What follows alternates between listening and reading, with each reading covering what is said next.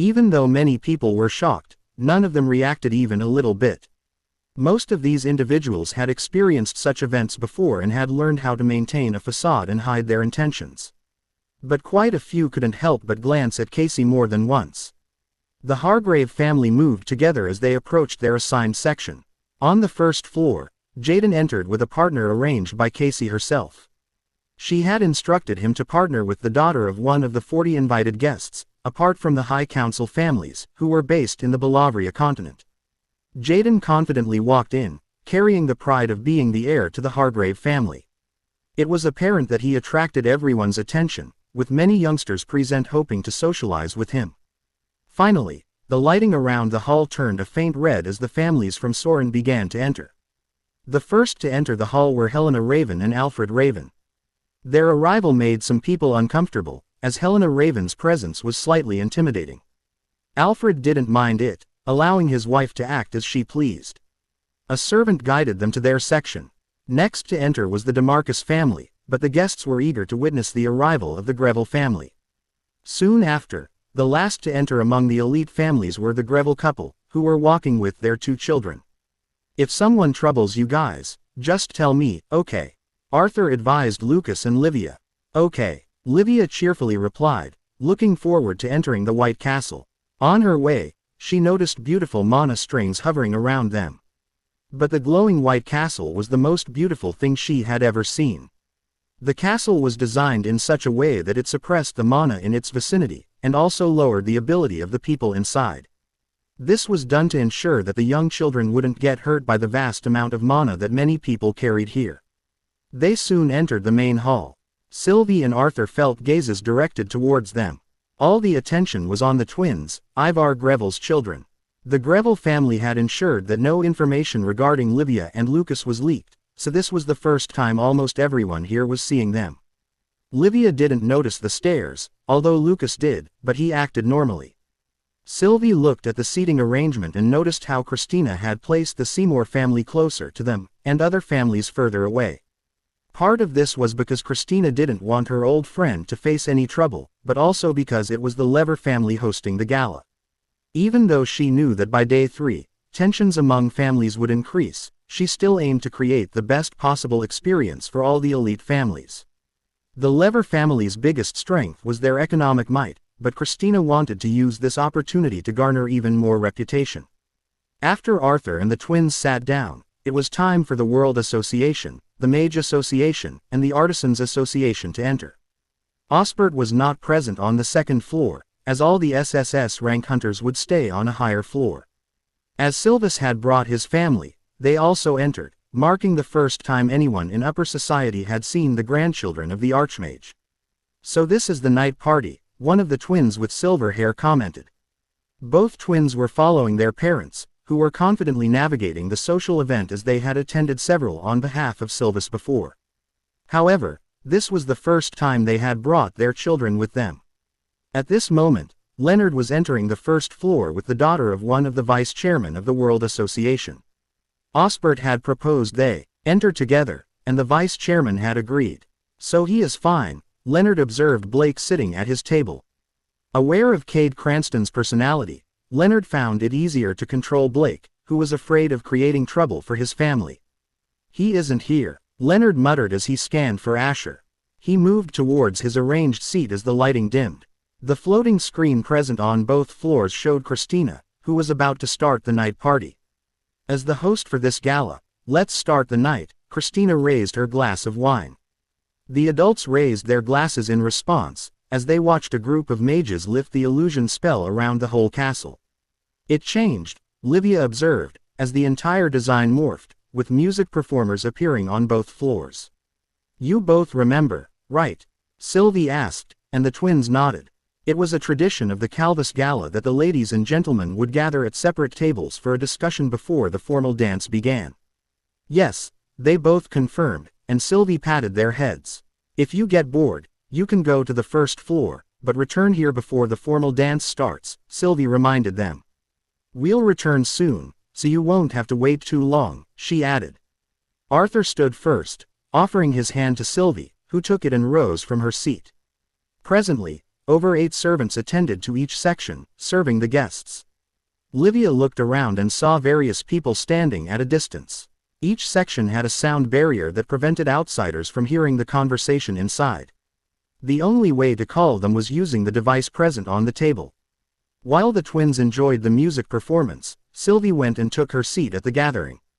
"It seems Lady Greville is also here," a woman commented, observing Sylvie. "I think you should take a look at." Verena Seymour also joined the gathering, taking an empty seat beside Sylvie. "I sent Nate to spend time with Livia and Lucas," Verena whispered, to which Sylvie smiled. The table filled with people conversing. The purpose of this gathering was to facilitate a sharing of thoughts among the guests. The conversations paused as a particular woman entered the gathering. It was Casey Hargrave who took a seat opposite Sylvie, who didn't bother to acknowledge her. "It seems everyone has forgotten about me," Casey said with a smile. "How could we forget the flower of Hargrave?" one of the women responded. "What flower? I am too old for that name," Casey replied, becoming the center of attention. "I think you are still beautiful," Sylvie added, looking at Casey, who returned her gaze. "Thank you for the compliment. It feels nice to hear good things after all this time," Casey replied, her face tired. All this time, everyone understood what Casey was referring to. The fiancé of Ivar Greville, who hadn't appeared at any social events after his death, had suddenly surfaced when Ivar's children were discovered. However, Casey halted her conversation as she noticed Philia Rothschild and the lady of the Williams family entering together. "Let's start this," Casey thought, a small smile appearing on her face. She turned to one of the women, who noticed her. "Your dress is quite beautiful," the woman complimented Casey. Sylvie understood what Casey was trying to accomplish. "Well, what can I say? It's my favorite color," Casey responded, touching the fabric of her dress. "What about you, Lady Greville? Your dress looks beautiful too," Casey said, turning to Sylvie. "It's Lady Lever's work, so of course, you will find it beautiful," Sylvie replied, smiling towards Christina. "I personally worked on that design," Christina replied, capturing everyone's attention. Hearing this, many were surprised, as getting Christina's personal work wasn't even possible with money. However, knowing Sylvie's status, they could understand why Christina would have made an exception. "On that topic, I don't think this color suits you, Lady Casey," Sylvie said with a concerned look on her face. Casey's smile faltered a little at this, as she looked at Sylvie. It's useless, Sylvie thought. No matter what Casey planned to do at the gala, the Grevilles were not so weak as to be unable to protect the twins. Sylvie wasn't worried about anyone harming the twins at the gala. After all, Nathan was keeping an eye on those around them. "Sigh, I think you're right," Casey replied, her words surprising many people. "Is this really the Casey Hargrave I know?" Philia Rothschild wondered silently, listening to their conversation. After all, the Casey Hargrave they remembered was so obsessed with Ivar Greville that no woman would dare approach him. "I was trying to move on and leave my past, but when I think about it now," Casey said. "Don't you think the Greville family was unfaithful?" Casey retorted, looking at Sylvie. "What do you mean, Casey Hargrave?" Sylvie asked, as the tension around the table rose. "Exactly as you heard. Aren't those two children enough proof?" Casey responded. "But let's stop here. What happened has already happened," Casey interjected before Sylvie could reply. "My feelings from that time have faded away," Casey said, a small smile appearing on her face. "I did attend this gala for a personal reason," Casey confessed, confusing everyone, including Sylvie. "Although the agreement between the Greville and Hargrave families was broken a decade ago, why don't we try it once again?" Casey suggested, smiling at Sylvie. "I've heard your son is not engaged, and my brother's daughter is also unengaged," Casey continued, revealing her intentions. "What about them getting engaged?" Casey proposed. Sylvie's face turned cold at this. Verena noticed her reaction and grew a bit nervous. After all, Sylvie usually remained calm, regardless of the situation, but her children were her weak spot. "Is she even worthy of my grandson?" Helena said as she entered the room. Casey's gaze sharpened as she saw Helena enter the gathering. This was Helena's first visit to the Calvis Gala in many years, so most of the ladies grew a bit nervous. "It seems Xerx's daughter is forgetting about the talent my grandson possesses," Helena said, taking the empty centermost seat. "I see," But aren't you forgetting about the promise made by my great-grandfather and the Greville head of that time? Casey countered, playing her second card. After all, that very promise was the reason why she had been engaged to Ivar. I guess you're right, Helena replied, but her face remained calm. But you were forgetting that the promise was between the Greville and Hargrave, Helena said as she looked at Casey. And he is my grandson. What if I say I will make him the heir of the Raven family? Helena said, looking at Casey. Helena's words made the whole table silent. Deciding on changing the heir of the family, Helena had the power to do so, as Sylvie was the only daughter of the Raven family. After all, he has an affinity with the black element, just like me, Helena said, looking at Casey. Casey clenched her fist, but her facial expressions remained the same. She hadn't expected Helena Raven to use the fact that Asher carried the blood of the Raven family to break the promise between the Hargrave and Greville families. Casey was about to say something, but she looked into Helena's eyes and got a bit nervous. However, she relaxed as she had already achieved her target, and it was fine if she couldn't push the Greville into the corner anymore. Nobody knew why Casey would speak to Helena Raven like this. Even Xerix Hargrave, the seat holder of the Hargrave family, despite being an SSS rank, didn't act arrogant in front of Helena. Casey stood up as everyone looked at her. Well, I only came here to talk about this, but I need to go back, she said, maintaining her smile as she looked at Sylvie in particular. Take care, Lady Hargrave, a few of them told Casey as she left the gathering early on. What is she planning? Sylvie thought, as she didn't expect Casey would leave like this. By the way, the heir of the Greville family is still not engaged, one of the women spoke out. Yeah, there are many good candidates here, Lady Greville, the lady of the William family spoke. Suddenly, the whole conversation shifted towards Asher, as many women there became interested. After all, Asher was now considered someone even more talented than Ivar Greville. Well, I will let him decide his future. Sylvie ended the conversation before anyone could take it further. Sylvie was well aware why they wanted to connect with the Greville family. Right now, the Grevilles were considered the strongest family, with Arthur, who had finally reached SS rank. No matter how many enemies they had, Sylvie knew that these people would not think twice before extending their hands to become allies with them. But unlike this gathering, the men's gathering was getting a bit heated as each family head wanted to maintain their pride over the others. I don't mean it in a disrespectful way, the Neville family head said as he looked at Camden Whiteheart. They were talking about the recent developments when the issue about the vault being breached came up. That was when the Neville family head made the comment about it being the Whiteheart family's fault. Well, I would worry about other things if I were you, Camden replied. Arthur was enjoying the back and forth between these two, as he noticed that Alexander Asteria glanced towards his direction. Is he still holding a grudge? Arthur speculated, but he didn't care much as the Asteria family were not strong enough to trouble him anyway. By the way, I heard about your son defeating the Cranston family's second son, the Neville head spoke as he looked at Arthur. He probably defeated your son too, Arthur replied, making a few men hold back their laughter. It was a spar, the Cranston family head spoke. If you count a spar as a win, then I could care less about your opinion, he said, looking at the Neville head, but the message was meant for Arthur. At this time, on the second floor where the twins were staying, Nate had also come to join them. Should we go to the first floor? Livia asked Lucas. But we can go after Uncle and Aunt come back, Lucas replied, but Livia got a bit gloomy. Can we go? Lucas asked, looking at Nate. We can go. There shouldn't be any problem, Nate replied as he looked at Lucas. As far as Nate knew, nobody would harm them at the gala, as it was against the rules. So can we go? Livia asked Lucas excitedly. Okay, Lucas replied. As Sylvie and Arthur had told them that they could visit the first floor, he agreed to Livia's idea. Nate pressed the device on the table, and a servant entered. Can you guide us to the first floor? Nate asked, and the servant nodded. I think you should take a look at.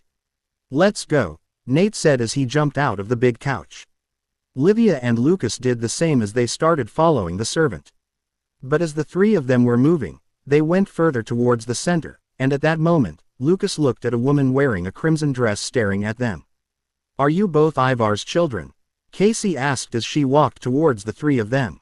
Her voice made the three of them stop, as Nate looked at Casey but he didn't recognize her. Yeah, Livia replied confidently, but she was a bit affected by the heavy perfume that was present on Casey. Casey's face changed a bit, but it was only for a brief moment. Do you want something? Lucas asked as he stepped forward to look up at Casey. Casey's eyes changed a bit as she looked at Lucas, who looked a lot like a young Ivar. What would I want from Lowbourns? Casey said as she looked at Livia. Nate frowned as he didn't like this woman who approached them first. But he looked at Lucas and Livia and both of them were calm.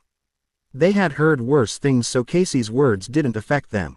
Who even are you? Nate asked as he looked at Casey. I will tell Mom about this woman, Nate thought in his head.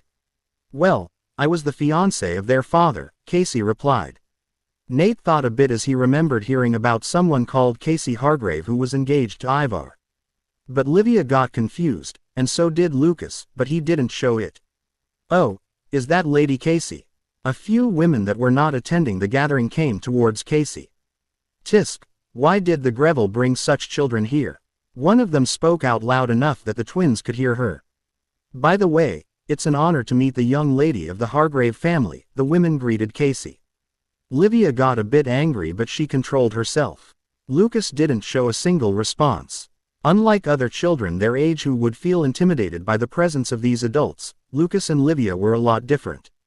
Hey, let's go, Nate told Lucas. Casey saw the twins leave, focusing on Livia the most. I wonder if I would feel better if I kill her right now, Casey thought as her eyes shone. When Casey first saw the twins, the only thought in her head was to erase their existence. But she didn't act on her thought. After all, she was aware of an SSS rank hunter that was watching over them. I will get a lot of chances later on, Casey thought as she turned to talk with the ladies who came towards her. There was still a lot of time, she could meet them again after all, the Calvis Gala was meant to last 4 days. They are doing better than I thought, Nathan thought as he noticed Lucas and Livia not getting scared of their interactions with such situations. As they grew up, they would face even more people pointing at them. These small interactions would help the two of them learn. Was she really the fiancée of my father? Lucas asked Nate. I don't know much about that time, Nate replied. But I heard Mom say in the mansion that your father was engaged to that woman without much choice, Nate said. But I don't know the full details, so I might be wrong, Nate added. At the mansion Soren, clear the path, and make sure no surveillance is present on the path, Emmy ordered her team through her communication device. We will be moving in 20 minutes, Emmy said as she looked at the mansion. She had made sure that Alyssa's eyes and hair were disguised and she wore a few artifacts, but she wasn't sure about what Asher was doing. Inside the mansion, Asher looked at the information that Tom was showing him. Do I still need to monitor these places? Tom asked Asher. Yes, and relay it to me if you see any sort of changes, Asher said as he looked at the views of 5 different locations in the world. Tom didn't know why Asher had him watch these specific areas from the start, but now he didn't think too hard about it. Asher stood up as he needed to get dressed as well. After all, he couldn't wear the same suit he was wearing right now. Unlike the adults, the first floor was mostly filled with young people interacting with each other. Among them was Leonard Tarvian, standing amidst a group of youths. By the way, how is the World Academy? One of them asked Leonard. It's fine, Leonard replied, maintaining his smile. Osbert had made sure that his son knew how to act in every social event. No one would look at Leonard and think he would be scheming their demise while smiling and conversing with them. Leonard's friendly nature was one of the reasons Kevin decided to join him when they would leave the World Academy. Although Reese being friends with Leonard was a significant factor for Kevin joining them. By the way, I heard Reese Williams will be coming to the gala as well. One girl asked Leonard. He told me that he would come, Leonard replied. While Leonard continued conversing with these young people, who hailed from families powerful enough to be invited to the Calvis Gala, he made sure to pick out people that could be useful for him. I heard your family found a new way to use certain artifacts, Leonard asked one of the boys standing there.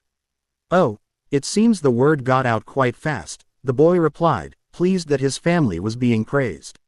But our research is still focused only on support-type artifacts, and it will take years until it can be implemented, the boy added. While Leonard was conversing, other elite families' children were sitting with their own groups. At one of the big tables, Damien and Amelia were talking with each other, sizing up the people they were seeing.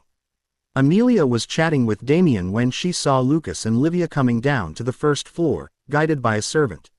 Livia cheered up as she spotted Amelia, who was sitting at the table with Damien.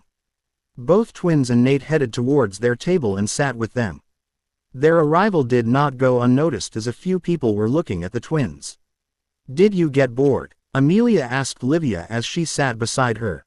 Damien was smiling, but he noticed Nate's expression. "Did something happen?" Damien asked. "We met some woman named Casey Hargrave who was rude to them," Nate said with an annoyed look. "Casey?" Amelia echoed. "Is it Uncle Ivar's fiancée?" Amelia remembered hearing about her once.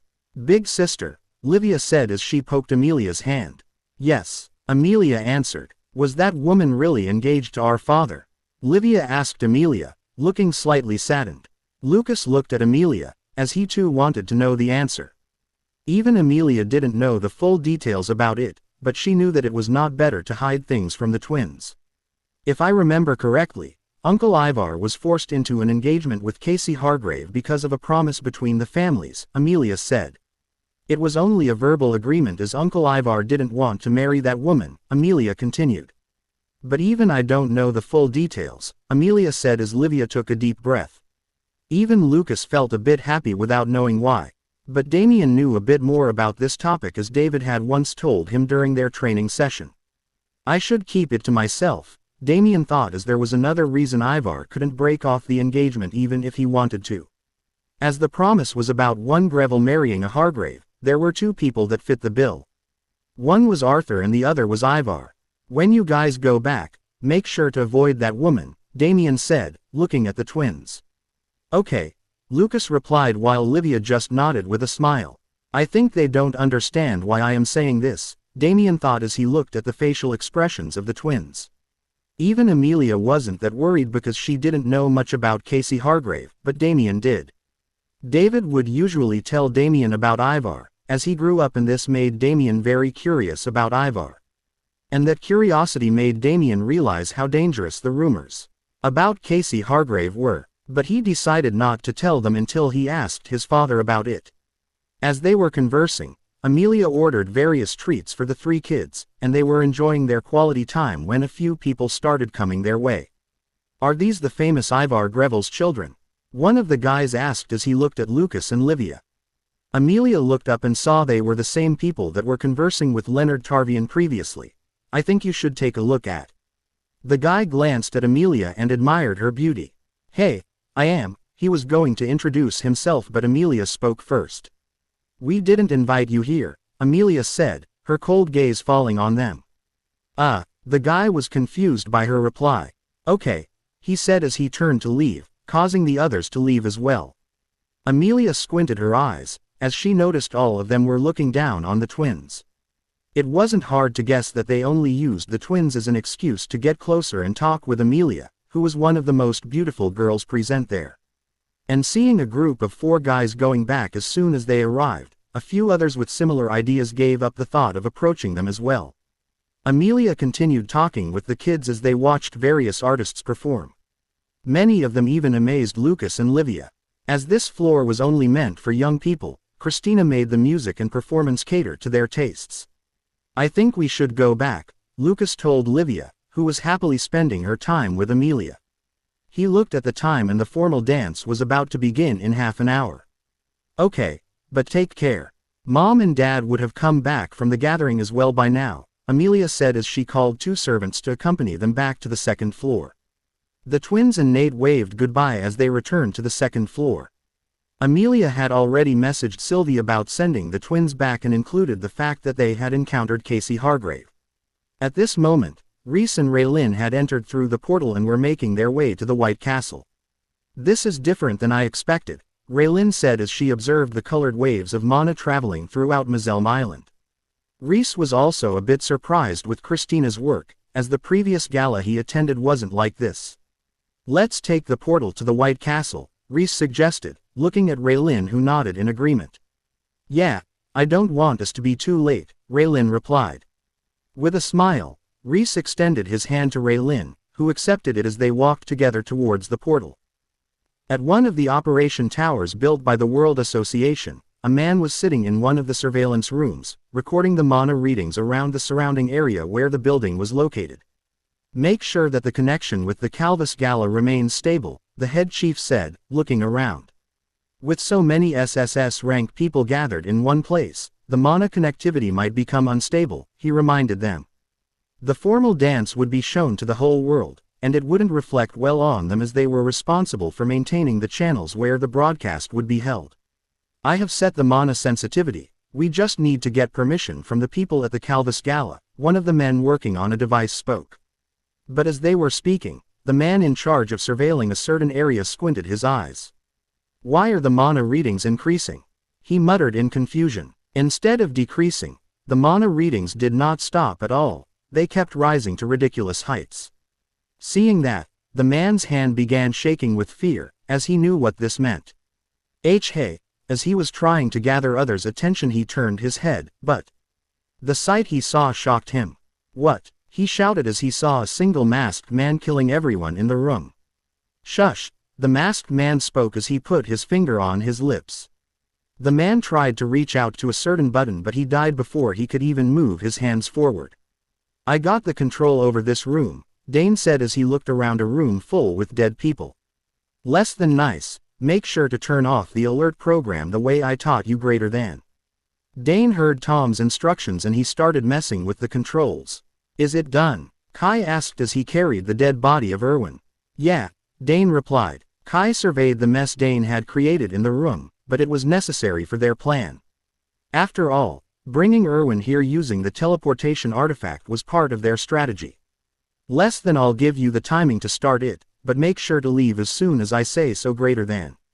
Tom reminded them. Okay. Dane and Kai replied in unison, now at ease following Tom's instructions. After all, Tom's guidance had saved their lives too many times, leading them to believe that Tom was as much of a professional as they were. However, what they didn't know was that the source of Tom's advice was Asher. What happened to your mood? Arthur asked as he came back from the gathering. Nothing, just some leeches asking to marry my son to their daughters, Sylvie replied. Arthur got a bit nervous because Sylvie would always become like this whenever someone would think of exploiting their kids. Well, he doesn't need to think about it right now, Arthur replied. He can choose his partner for himself, Arthur replied, but he felt a bit odd saying this. Even if it means he will become the heir of the Raven family. Sylvie asked as she raised her eyebrows. Yeah, I don't think the old man will follow the promise, especially now that we know of Lucas and Livia's existence, Arthur replied. That's why he is hellbent on getting the SSS rank mana gem, Arthur said as he took the glass of wine from the table. Sigh, let's not think about it, but he can't join the formal dance without a partner, Sylvie said. Well, it is his choice, Arthur said, as they didn't want to push their ideas on Asher. But aren't you glad? No one would approach him, Arthur replied as Sylvie frowned, looking at him. What do you mean by that? Sylvie asked, making Arthur look the other way. And just in time, the twins arrived with Nate. Did you enjoy the first floor? Arthur asked Lucas, who nodded back at him. Arthur quickly changed the topic before he made Sylvie even more angry. Nate, Verena, and your father will be coming here, so you can stay here, Sylvie told Nate as many guests sat together as the formal dance began. Not all of them would, but some families that were allied with each other would sit together to watch over the formal dance and the ceremony that would be hosted after, where one pair would be picked among all the people that entered the formal dance. After all, there was a reason this formal dance was broadcasted to the world, with the winning lighting the mana torch near the center stairway, marking the start of the Calvus Gala. And that pair would then take out the mana torch on day 4 to mark the end of the gala as well. As it had no value, instead of fueling the pride of the elite families, Arthur and Sylvie didn't tell Asher to bring a partner for him or arrange one for him like many others. I heard about what happened with Casey Hargrave, Sylvie said as she touched Livia's cheeks. There might be some people that would like to drag you down, but you must learn to ignore them and move forward with your life, Sylvie told Livia. Okay. Livia nodded her head as Lucas took his seat. Meanwhile, the formal dance was about to begin in 20 more minutes, and it was at this time when Reese and Raylin entered together on the first floor. "Oh my God, is that Raylin Whiteheart?" One of the girls talking with their group stopped as she looked at a certain pair entering the first floor. "And even Reese Williams has come with her," one of the boys noticed Reese. As Raylin was the student council president, she was quite famous among the young people. And the same went for Reese Williams, who was the rank 2 fourth year, just slightly below Jaden, who was Raylin's fiancé. Most of the young men here didn't like Reese for the same reason, but they couldn't undermine his talents and, most importantly, his status. "So he is coming back to the academy," one of the boys sitting near Tyrone Martell spoke, but they failed to notice Tyrone's expression changed when he saw Reese. But Tyrone controlled himself as he changed his expressions quickly. Leonard saw Reese enter, and he smiled as he stood up from his seat and went towards him. "Took you long enough," Leonard said. "Yeah, I needed to make up for the time I was not in World Academy after all," Reese replied. "But I heard you are making trouble for my fiancé," Reese said with a smile. "Well, I told you that we will not bring our friendship in matters pertaining to the World Academy," Leonard shrugged his shoulders. "Fair, I will be coming back to the academy anyway, so you might need to up your game," Reese said. "I will go meet my sister first," Reese replied as he looked around. "Is he not here yet?" Reese thought as he only saw a single person with crimson-red eyes, and that was Amelia. "Let's go," Reese told Raylin, who didn't intervene with Reese when he was talking with Leonard. Ads by PubFuture. Reese had already told her about his deal with Leonard, more importantly, the Tarvian family, and it was because of that he needed to be on friendly terms with Leonard. "You are not happy to see me," Reese said as he walked towards Eva and the rest of the group. "Not really," Eva replied, and Reese shook his head. "I think you should take a look at. And you have grown stronger since I saw you." Reese looked at Kevin as he stood up to shake hands with him. "Also, thanks for keeping company to my dear sister," Reese said as he looked at Elena, who smiled. They knew each other well, as their families were from Desmar, and they would meet a lot whenever Eva came to their mansion. And Kevin knew Reese well enough because he was Raylin's fiancé. Although the family did the engagement, they were told to spend some time together to see if they really liked each other. "By the way, did you see the view from outside?" Elena asked. "We did. It was truly beautiful," Raylin said as she sat down. Elena and Eva looked at Raylin with a bit of a surprise, as this was the first time they had seen her in a dress after such a long time. And right now, Raylin was wearing a pink dress with a soft sapphire necklace wrapped around her neck. Even though Elena and Eva were both quite beautiful, they were still amazed by Raylin's appearance. "By the way, is Asher Greville not attending the gala?" Reese asked Kevin, but Asher's name made everyone's mood go down. Reese looked around, and he could guess that all of them were not on good terms with Asher, seeing that mentioning his name was enough to get this sort of reaction. "I don't know, honestly. Nobody has seen him, so he might not attend," Kevin replied as he broke the silence. "Oh, and here I was hoping to meet him," Reese said. "After I wanted to see why everyone is talking so much about him," Reese said with a smile. "Enough about him. What were you doing all this time away from the World Academy?" Elena asked. "Even Eva didn't know, as your family refused to tell anyone about it," Elena said. "It was just a small injury, and it wouldn't have looked good on our reputation, so they hid it from everyone," Reese replied. But as Elena and Eva squinted their eyes, Reese just shrugged his shoulders as he couldn't tell them much about it. After all, his stay at his family's mansion was simply not because he was injured or sick. But it was the reason why Williams was collaborating with the Tarvian family. Usually, Reese wouldn't have returned to the World Academy until the end-year exam, but the schedule got pushed, and his father suggested going back. "Well, I will go back once we gain all the mana crystals required," Reese thought, but he didn't tell them about it. "Well, looks like many people want to meet you guys," Rhea said as she looked around, and many people were looking at Reese. "Do you want to stay here?" Reese asked Raylin. "No, I will go with you," Raylin replied as she stood up. Reese and Raylin went to chat with others as the formal dance was about to begin.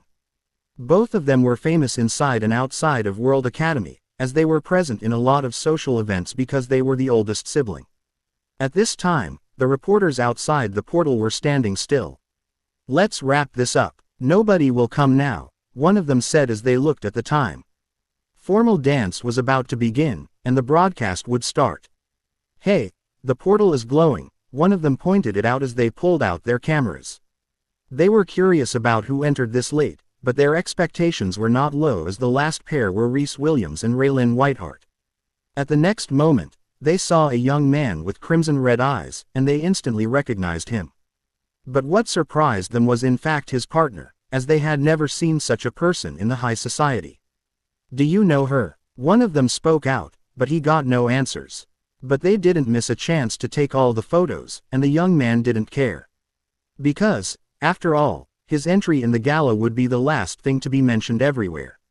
"Can you tell me now why I am here?" Alyssa asked as she kept looking forward.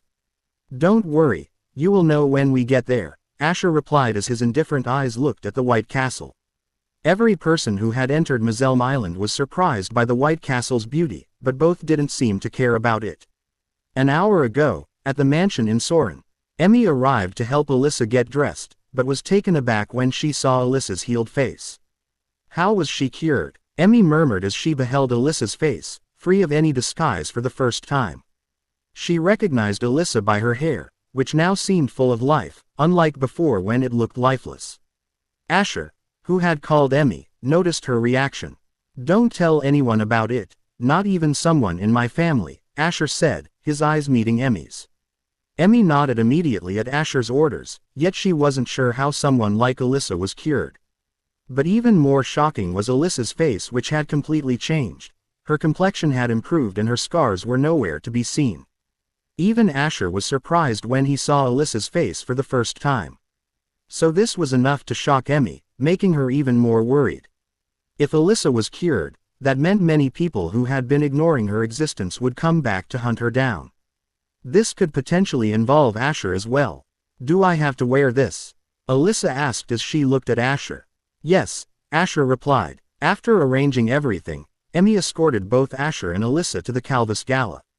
She was relieved that her identity was concealed by an artifact that altered her hair and eye color. "Nobody will be able to recognize her now," Emmy muttered as she looked at the portal. She was confident that no one would suspect that Asher's partner was Alyssa Asteria. While Asher and Alyssa made their way to Mozelm Island, the formal dance was about to begin. "Is that the broadcasting lens?" Damien asked, looking at a specific mirror globe floating above the center of the first floor. "Yeah," Amelia replied, noticing the globe. "By the way, is he not coming?" Damien asked Amelia. "He told us that he would come, but I don't know," Amelia replied. Suddenly, a large screen appeared on the first and second floors, displaying footage of the center of the first floor where the formal dance would occur. Right now, it was transparent, but as soon as the broadcast began, it would turn on and footage of the dance would be reflected back. The dance was about to begin and the castle entrance would remain closed until the torch was lit by the chosen pair at the end of the dance. "Did you get the confirmation signal from the operation tower?" Cameron asked, glancing around the security room. He was making sure everything was fine and there were no issues regarding the broadcast. "We have checked and received the confirmation," the man replied. Cameron looked up as he saw the footage of the first floor. "Tell Lady Lever that we are ready and she can start whenever she wants," Cameron told one of the men. With everything ready, all they needed was for Christina Lever to announce the dance. Outside the White Castle, two people were making their way toward the entrance. Alyssa looked at the glowing White Castle but felt nothing except hatred for it.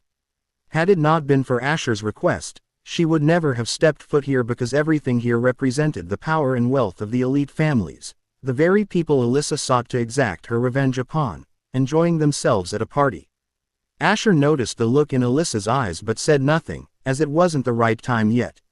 "Which pair do you think will get chosen?" one girl asked her friends. "I would say Raelynn Whiteheart and Rhys Williams," a boy replied. "I think Leonard Tarvian will win," one girl added. Both Leonard and Rhys were attractive individuals, so there was a lot of speculation about who would be chosen. "Let's not forget the Kevin Whiteheart and Elena Rothschild duo," one girl reminded them. They were discussing this because they knew their chances of being chosen were slim. At each Calvus Gala, one of the High Council family's children would be selected to mark the start of the gala by lighting them on a torch. "Maybe the winners will be Amelia Greville and Damien Seymour," One of them added a new name to the list. Everyone kept suggesting possibilities, but all had a particular name in mind. "Aren't you going to talk to him?" Jaden's partner asked as she saw him looking in Reese's direction. "Nah, I'm good, let him have his moment," Jaden said, but he wanted to know why Reese Williams had taken such a long break from World Academy to return to the Williams estate. Even though people were told that Reese was injured, Jaden wasn't convinced, and thus his eyes were fixed on Reese. "Attention everyone, as the time has arrived, we will start the formal dance soon." Christina's face appeared on the screen. At this time, many pairs stood up, including Damien, who extended his hand towards Amelia. Simultaneously, Asher and Alyssa paused just outside the entrance of the White Castle's first floor, which was about to close. "Do you want to take your revenge?" Asher asked, looking at the White Castle. "What if I do?" Alyssa retorted. "Do you have the power to do so?" Asher asked. His indifferent gaze fell on Alyssa. "I think you should take a look at." Alyssa stared at Asher for a moment. "One day, I will have the power to do so," she replied. Just by standing here, she could feel the reduced mana pressure from the runic formation. "What if the whole world stood against you?" Asher asked. "Then I have no choice but to go against the world," Alyssa replied. For Alyssa, her entire life, only one thing had kept her alive through enduring the pain and voices that screamed in her head. And Alyssa was prepared to do everything to fulfill that desire. Asher heard her response, then took a step forward. Alyssa did the same, and they moved towards the entrance. At this moment, the broadcast was open to the entire world, showcasing the stunning first floor of the White Castle on Mazelm Island. A place where only a select few could access, as it was reserved for the gala. "Shall we go ahead?" Reese asked as both went towards the center of the first floor. And just like them, the other pairs were also moving towards the center, which was quite big enough for them to stand away from other people. "Hey, isn't that person Asher Greville?" One person who was looking at the entrance saw a pair enter. His words made many people turn, as their eyes went wide when they saw Asher, who was wearing a black suit with a red tie that matched his emotionless crimson-red eyes. But what stunned even more people was the girl beside him. "Who is that?" Reese asked, looking at a very beautiful girl walking with Asher as they both entered the first floor. Raylin turned and looked as her eyes landed on the girl who had instantly captured the attention of the entire floor. Beside Asher stood Alyssa, her black hair cascading down her back like a midnight waterfall, providing a stunning contrast to her cerulean dress. It was elegantly simple, with a high neckline and flowing skirt that fell to just above her ankles, with a special silver embroidery that was done using a unique material that made Alyssa stand out among others. "Who is that girl?" Rhea asked Eva, as they had never seen such a beautiful girl at any social events until now. The adults watching the ceremony were even more confused. "Do you know her?" Verena asked Sylvie, but she shook her head. Every single person was mesmerized by Alyssa and Asher's pair, and they forgot to hide their surprised looks. But they were not the only ones. Even the whole world was looking at the entrance of Asher Greville and his unknown partner. "Did I miss something?" Damien muttered, but Amelia felt something similar. None of them could guess that the girl, whose beauty shocked them, was the same girl from the Garcia family that almost everyone hated. But even the girls who were comparing Reese, Leonard, and Kevin could see that Asher was above them. "Is this right?" Alyssa thought as she noticed many gazes pointed at her. Although she had agreed to attend with Asher, she was not sure how he was going to explain her identity to his family and others. But before anyone could think more about it, the lighting dimmed as Christina appeared on the central stairway. The time to begin the formal dance had come. "I request everyone take their positions," Christina said as Asher and Alyssa moved towards the center. Asher took Alyssa's hand as many people were still staring at them. Even Kevin was surprised by Asher's partner, just like Elena was, but they didn't look anymore because right now they were representing their families in front of the whole world. However, there were a few people who weren't exactly thrilled by Asher's arrival, namely Gavin and Alan. Unlike Gavin, who managed to conceal his displeasure, Alan couldn't help but feel intimidated by Asher's presence. Despite this, he tried his best to control his reactions in order to avoid embarrassing his family. "Now this is absurd," Cameron said as he looked at the screens in front of him. The broadcast of the Calvis Gala was streamed over multiple channels on different platforms, and people were shocked by Asher's entrance. Less than Jason_17. OMG, who is that girl? Greater than. Less than Cherry. He looks so good. Greater than. Less than Ams. Isn't that Asher Greville? Greater than. Less than Zomir. Who is the girl accompanying him? Greater than. Less than Svil. At Ams. Yes. Greater than. ... Every channel was filled with comments and questions about Asher Greville and his partner. For the first time, the world was seeing Asher in an event like this, so all the attention easily shifted to them. 4 minutes, Asher thought.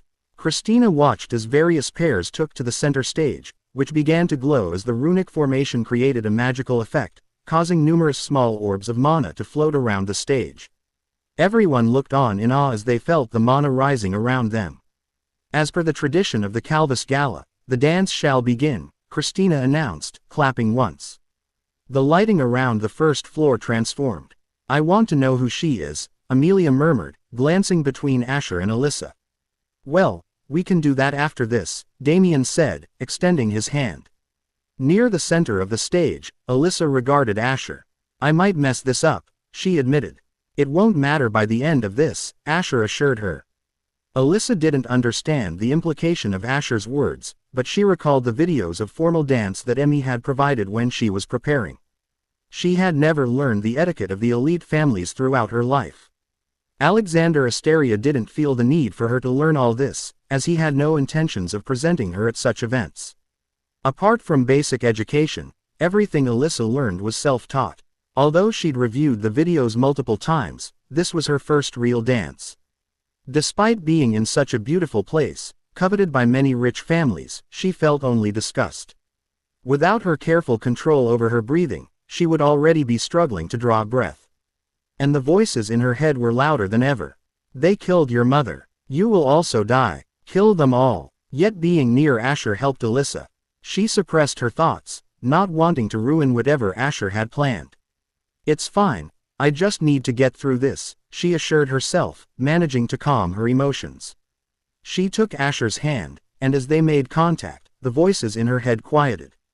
As Asher guided Alyssa by the arm, she carefully synchronized her steps with his, and the music started. Christina clapped once more, changing the surroundings with her magic.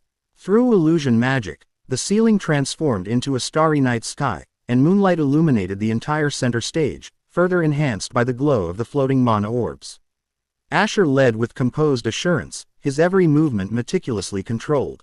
Alyssa matched him step for step, her movements displaying an icy, elegant discipline. Their eyes met. Two calm pools amidst the rhythm and chaos, yet a connection existed, as cold and silent as the stars above. Although many pairs were present, spectators couldn't help but focus on Asher and Alyssa, who stood out from everyone else on the stage. Even those watching the broadcast were entranced by them. And here I thought no one could match his charm. Helena's words made Alfred raise his eyebrows. Who is she? Helena queried, watching her grandson dance. Alfred smiled, having never heard Helena praise anyone when compared to Asher. The girl dancing with Big Brother is so pretty, Livia commented, eyes glued to the screen. Yeah, she is, Sylvie agreed, but she was confused. Just like Arthur and the Seymour couple. They hadn't seen Alyssa before and were puzzled about her identity.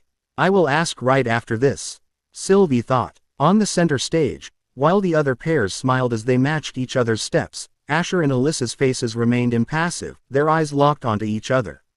The music quickened, and Alyssa elegantly followed Asher's lead, who was ensuring Alyssa could keep up with him.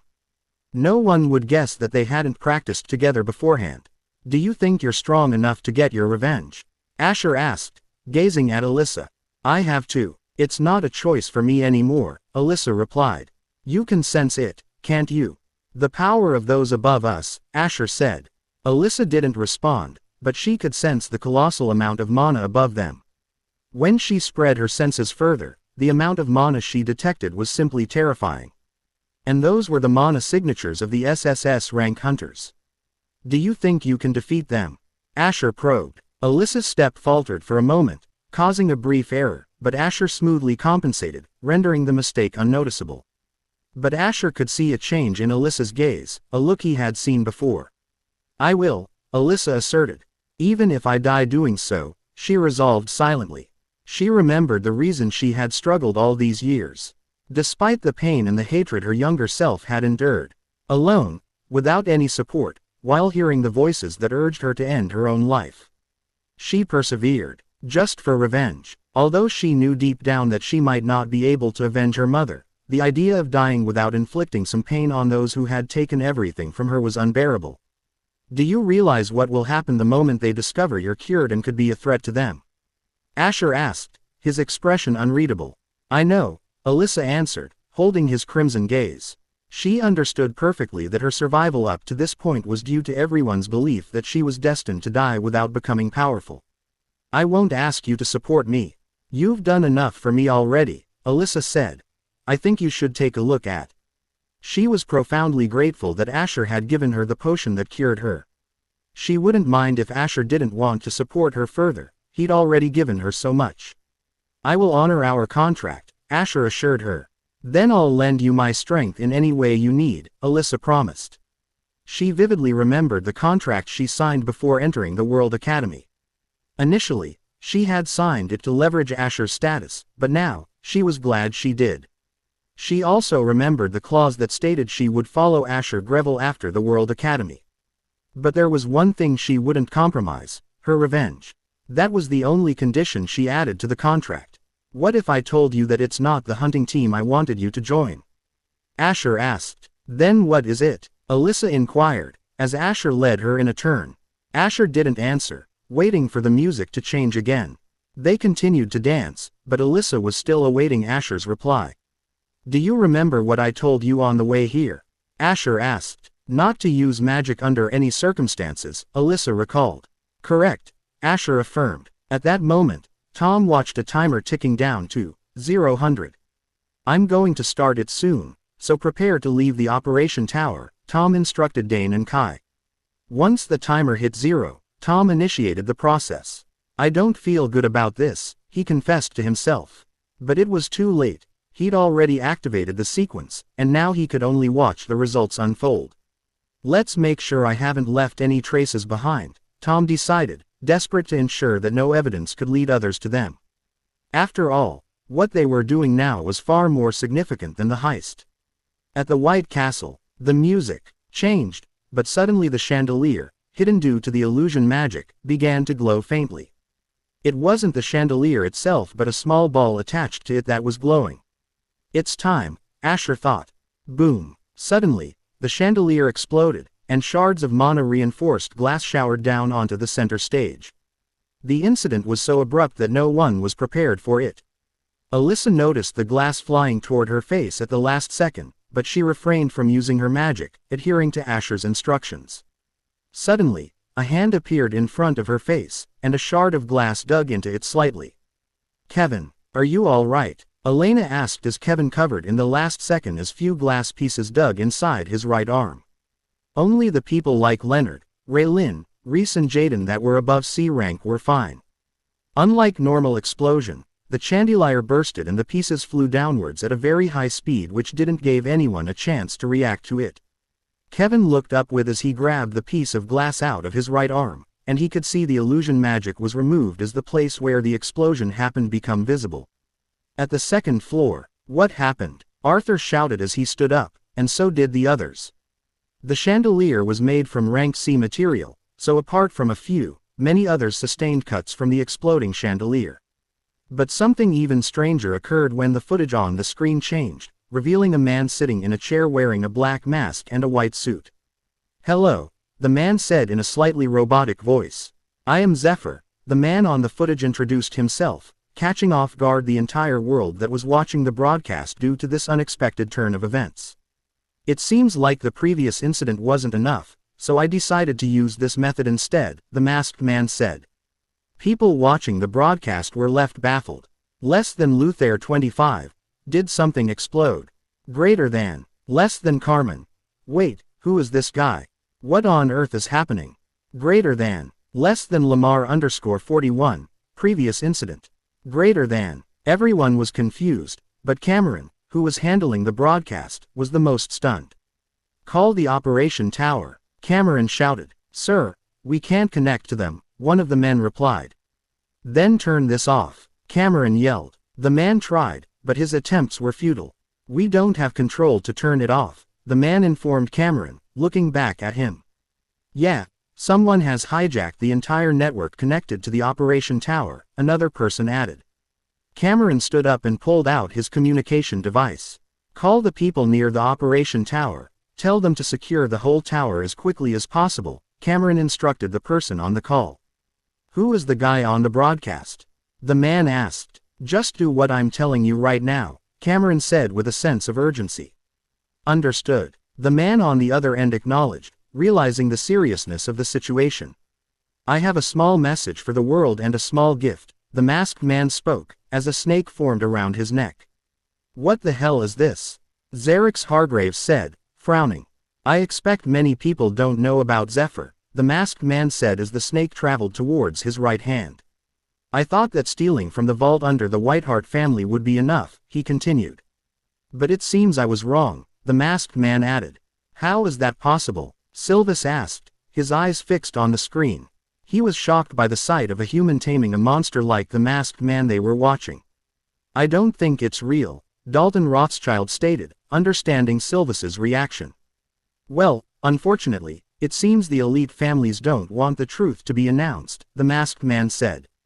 Vault, Zephyr, what the hell is happening? Rhea Adler asked, turning to look at Eva, who seemed even more shocked. Did you contact Sir Cameron? Christina asked via the communication device, her intent to stop the broadcast clear. Every single person in the White Castle was confused. In the history of the Calvis Gala, such a situation had never occurred. The masked man tilted his head, his right finger caressing the snake's head. So I decided to give the whole world a gift that will etch our name in your minds, the masked man announced. Pillars of humanity, he continued, I have a little challenge for you all.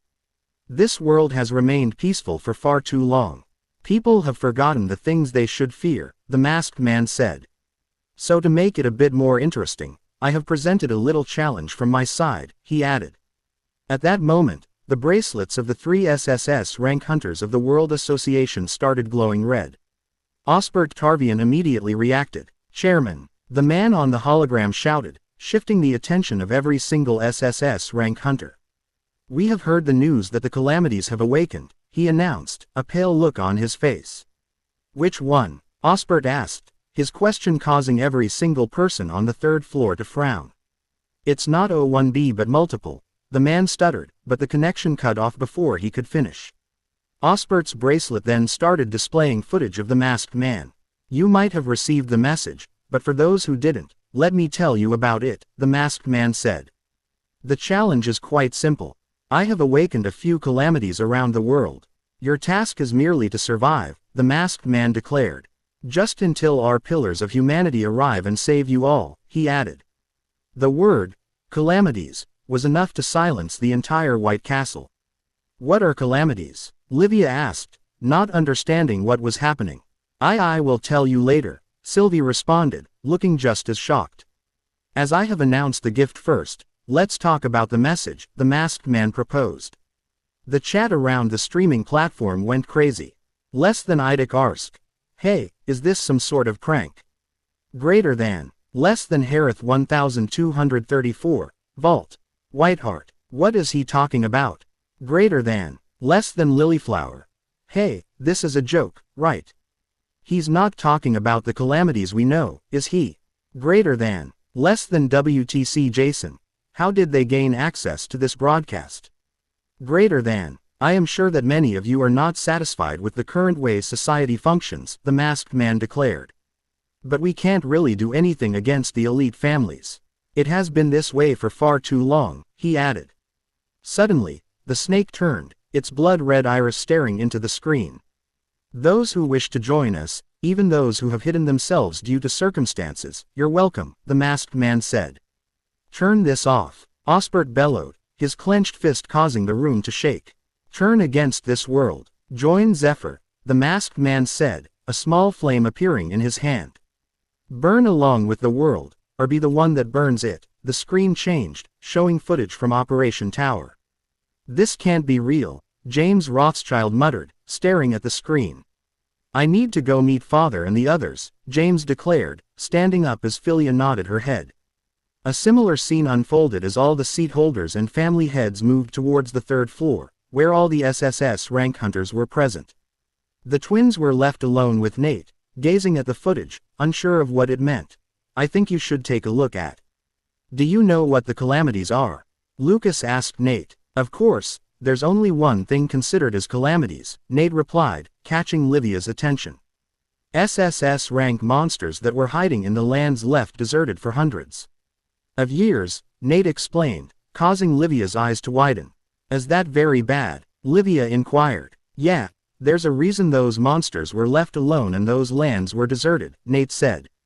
However, he himself didn't know what kind of disaster SSS rank monsters represented. As he had never fought them, only those in SSS or SS rank who had encountered these monsters could truly comprehend the gravity of the situation. "This is what I wanted you to join," Asher told Alyssa, looking at her. "Well, it's time to go back. There will be a car waiting for you," Asher said, his eyes still on Alyssa. Alyssa looked at the screen, which had now turned black. "Burn the world," she muttered, realizing what Asher was asking of her. "I will join you," Alyssa replied, meeting Asher's gaze. "Don't regret it," Asher warned as he moved aside, allowing Alyssa to leave. Asher glanced around, spotting Gavin standing alone in shock. A little further away was Sam, sitting in his seat while Jack stood on the center stage. Suddenly, Sam received a message on his personal device. "Less than Asher. Meet me at the Greville Mansion greater than." Sam looked up to see Asher heading towards the center stairway. "What's happening?" Sam wondered aloud, not understanding the situation. While the whole White Castle was steeped in confusion, those who had seen the broadcast began contacting various authorities and filling the internet with questions. But more importantly, instead of curiosity, their queries were laced with a palpable sense of fear. Deep in the lands near the border of Fascia. "Hey, how much further until we reach that dungeon?" A man carrying weapons asked the guide. "Be patient. Do you think that an illegal dungeon would be near the border?" "We're not at a place where we can encounter any SS rank monsters," the guide responded. "How can you be so sure?" One of them challenged. "Ask your organization. I've traveled to this dungeon for the last 35 years and I've never seen or heard of an SS rank monster near this region," the guide retorted. These men were associated with organizations that dealt with illegal activities, and they were headed towards an S-rank dungeon that was not under the jurisdiction of the World Association or any other guild. "Strange. We are so deep in these abandoned lands, I was sure that we could encounter an SS rank monster," one of them mused. "Be glad. We get the same money for a place less dangerous," the guide said. "This is much better than working in the cities where the World Association or other forces are always on your tail," one of them responded with a laugh. Far from them, in the deepest corner of the abandoned lands, a monster that had remained dormant in its surroundings for the last 600 years had awakened. The behemoth of a monster stood up, causing the land to shake. Its eyes shone red as it looked in a particular direction. Boom! An explosion occurred around the massive monster, further disrupting the mana region around it. The monster glanced at the explosion that disturbed its mana region, which only served to enrage it more. SSS rank monsters didn't like to venture outside the region where the SSS rank dungeon they originated from had exploded, as the mana was much thinner there. But various explosions around the mana veins in its region started occurring, further enraging the monster that had stayed still for hundreds of years.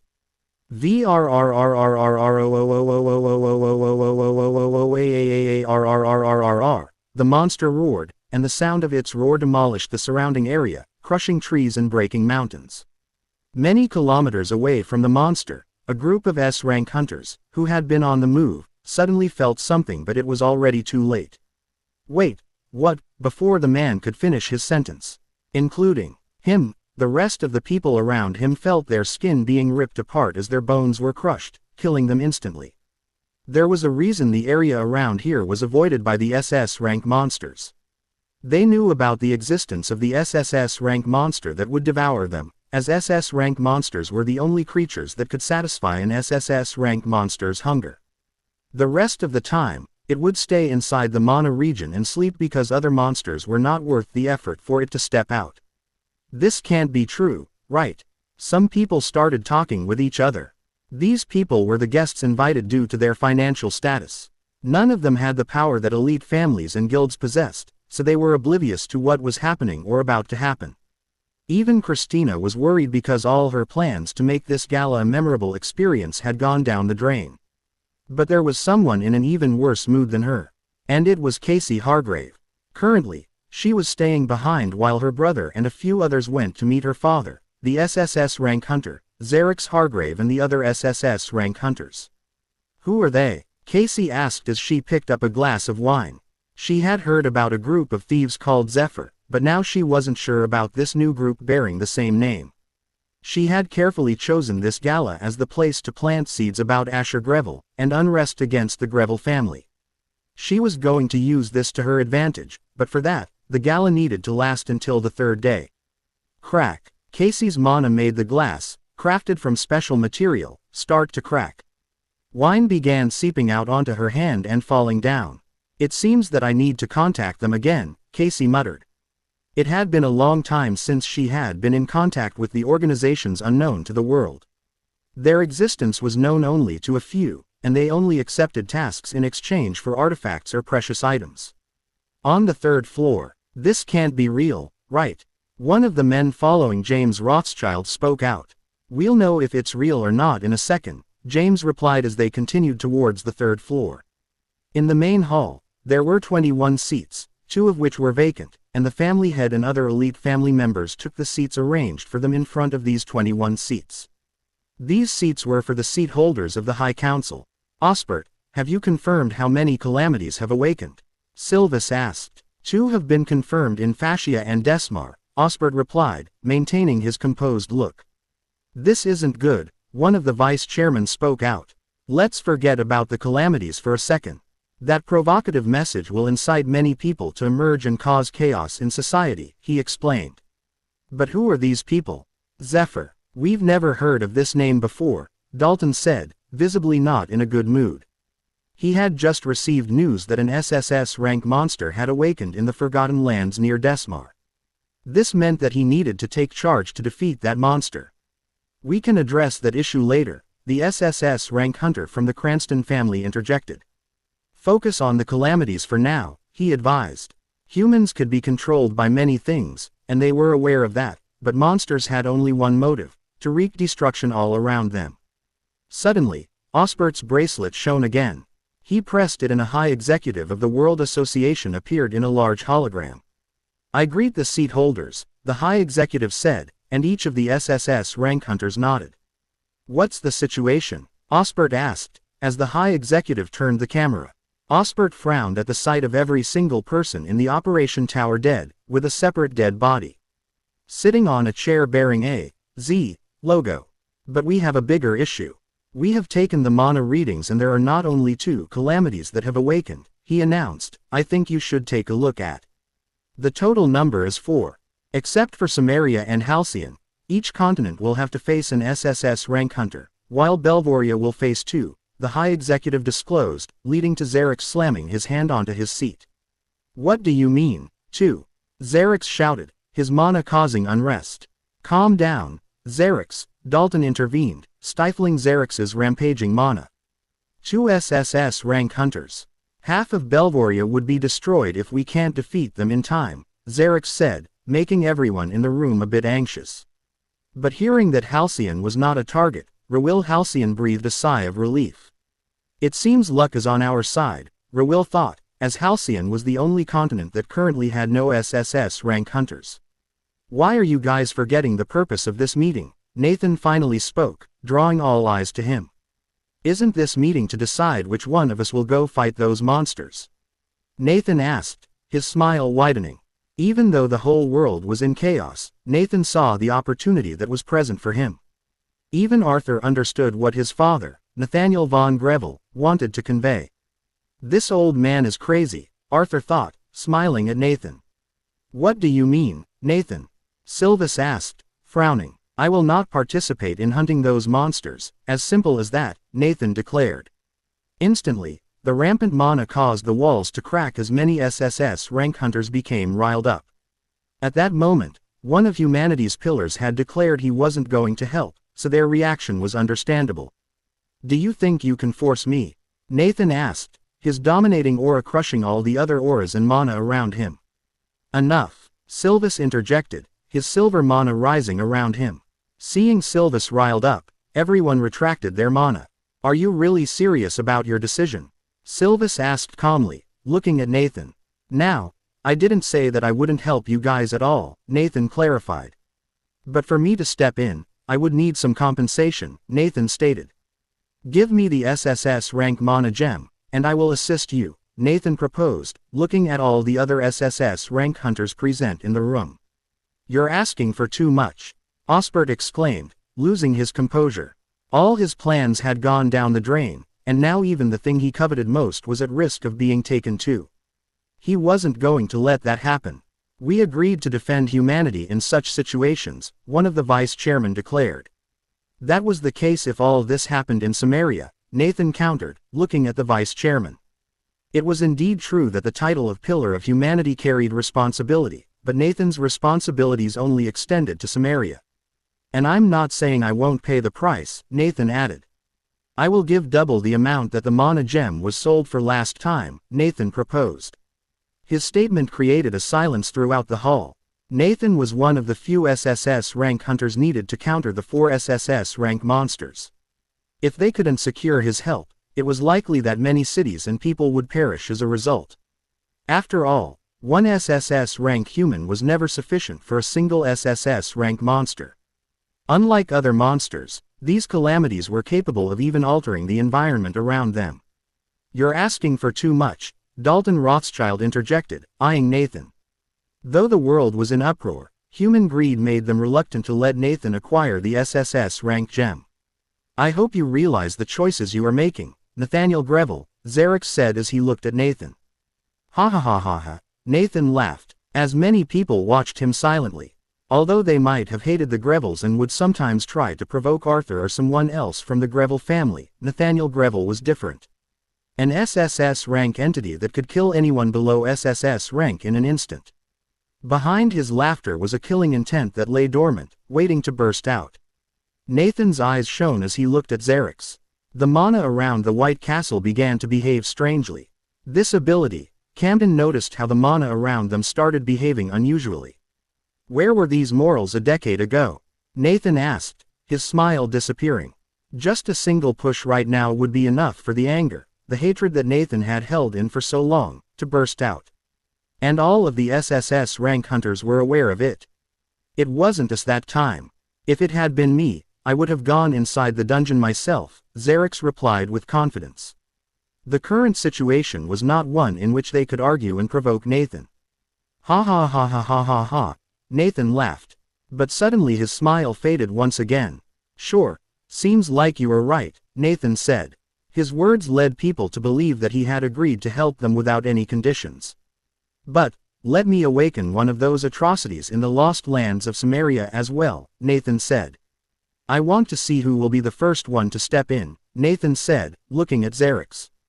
It seems you guys are forgetting about the main issue here. Alfred finally decided to step in.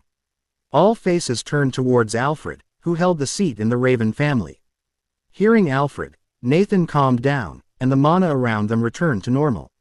The SSS rank monsters are not the only threat we have to face, Alfred reminded them. A huge monster tide is coming, and even the Halcyon continent won't be safe from it. Alfred turned towards the 3 elite families of the Halcyon continent. I see what you're saying, Sir Alfred, the Archduchess of the Everett family responded. She looked at Rawil, who thought about it for a second. If it's not the SSS rank monster, we can handle the monster tide ourselves, Rawil Halcyon, the King of Halcyon, announced.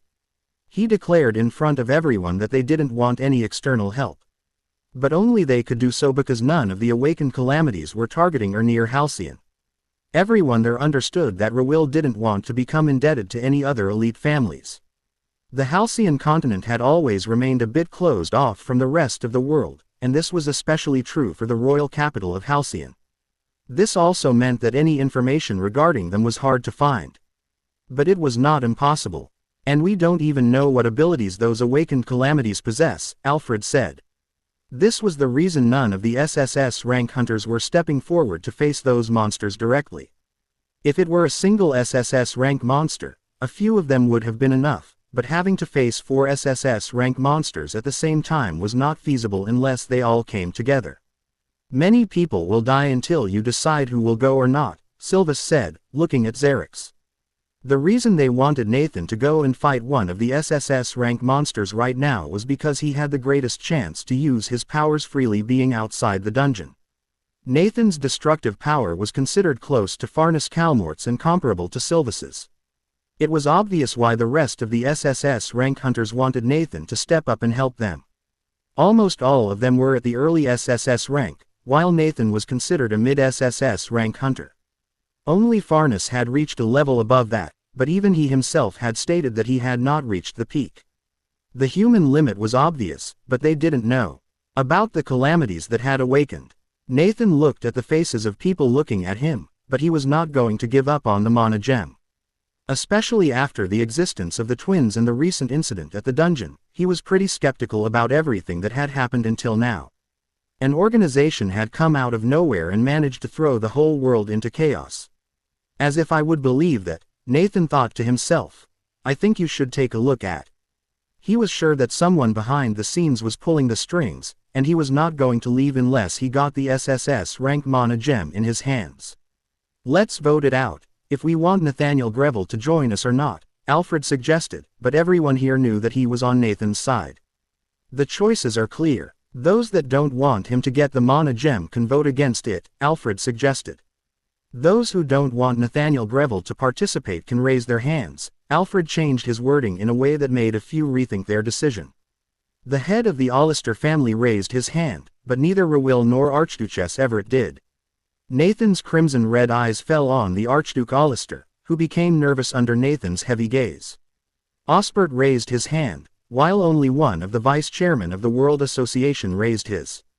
Osbert looked at the third SSS rank hunter of the World Association and knew that getting him to vote against Nathan in this situation was impossible. Sylvis didn't raise his hand, as it didn't matter if Nathan got the Mana Gem. He was aware of the fact that he had already reached his limit, just like Farnus. The only people who wanted the Mana Gem were the other SSS rank hunters. Dalton Rothschild, Xerix Hargrave, and a few others like Neville Head and the Asteria family, including Camden Whiteheart, raised their hands. But the majority was not on their side, as the decision was made by all the seat holders. But surprisingly, William's Head didn't raise his hand, just like the Watson and Cranston families' SSS rank hunters. It seems we can see what everyone wants now, Alfred said. Osbert didn't show it, but he was barely controlling himself. The amount of resources he had pulled to get the Mana Gem was not small. And the amount was large enough for Osbert to be sure that he could get the Mana Gem for sure.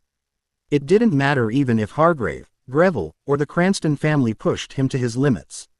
The amount he was going to give was 4 times more than the previous bid. How is everything falling apart like this? Osbert said to himself. All the things that he had been planning for years were now failing. I have come this far, I can't stop now, Osbert thought as he calmed himself down. Instead of lamenting his situation, he was going to find an opportunity in this for himself. While the meeting was going on, another person had decided to change their plan. Casey Hargrave was making her way to the section where the twins and Nate were situated. Her hand jewelry stained with wine, her eyes changed as she took in the area where the Grevilles were seated. The look in her eyes would make any person fear for their life. Right now, every servant was on the first floor, tending to the injured. You can't blame me now, Casey said, recalling her brother's orders. Don't make a scene in front of the Grevilles, or do anything to provoke them. They're not here after all, Casey mused as a sinister smile graced her face. Currently, she wasn't even attempting to hide her murderous intent. What do you think will happen now? Livia asked Nate. I think the SSS rank hunters will handle it, Nate replied. Yeah, I think so too. Grandpa is super strong, Livia happily responded to Nate's answer.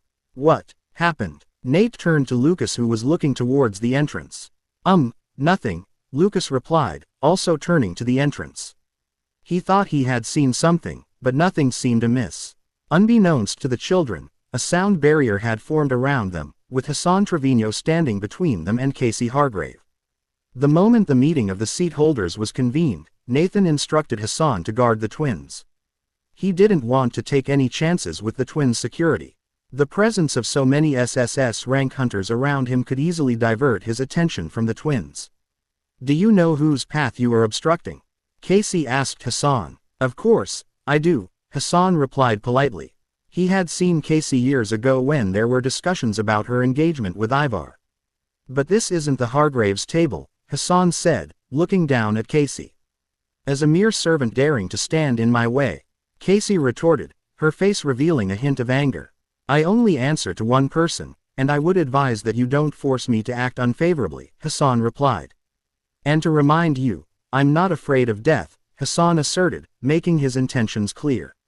He had already sensed Casey's killing intent. Had it been anyone else without the backing of an SSS rank hunter, Hassan would have killed Casey on the spot. "What's happening here?" Amelia arrived on the scene, noticing Hassan blocking a woman in a crimson-red dress. "Who are you?" Amelia asked, as Casey turned to look down at her. "You're rude. Servant will fill you in, young lady," Casey retorted as she moved away. However, her eyes briefly flicked back towards Amelia. A smile crept onto her face as she returned to the Hargraves section.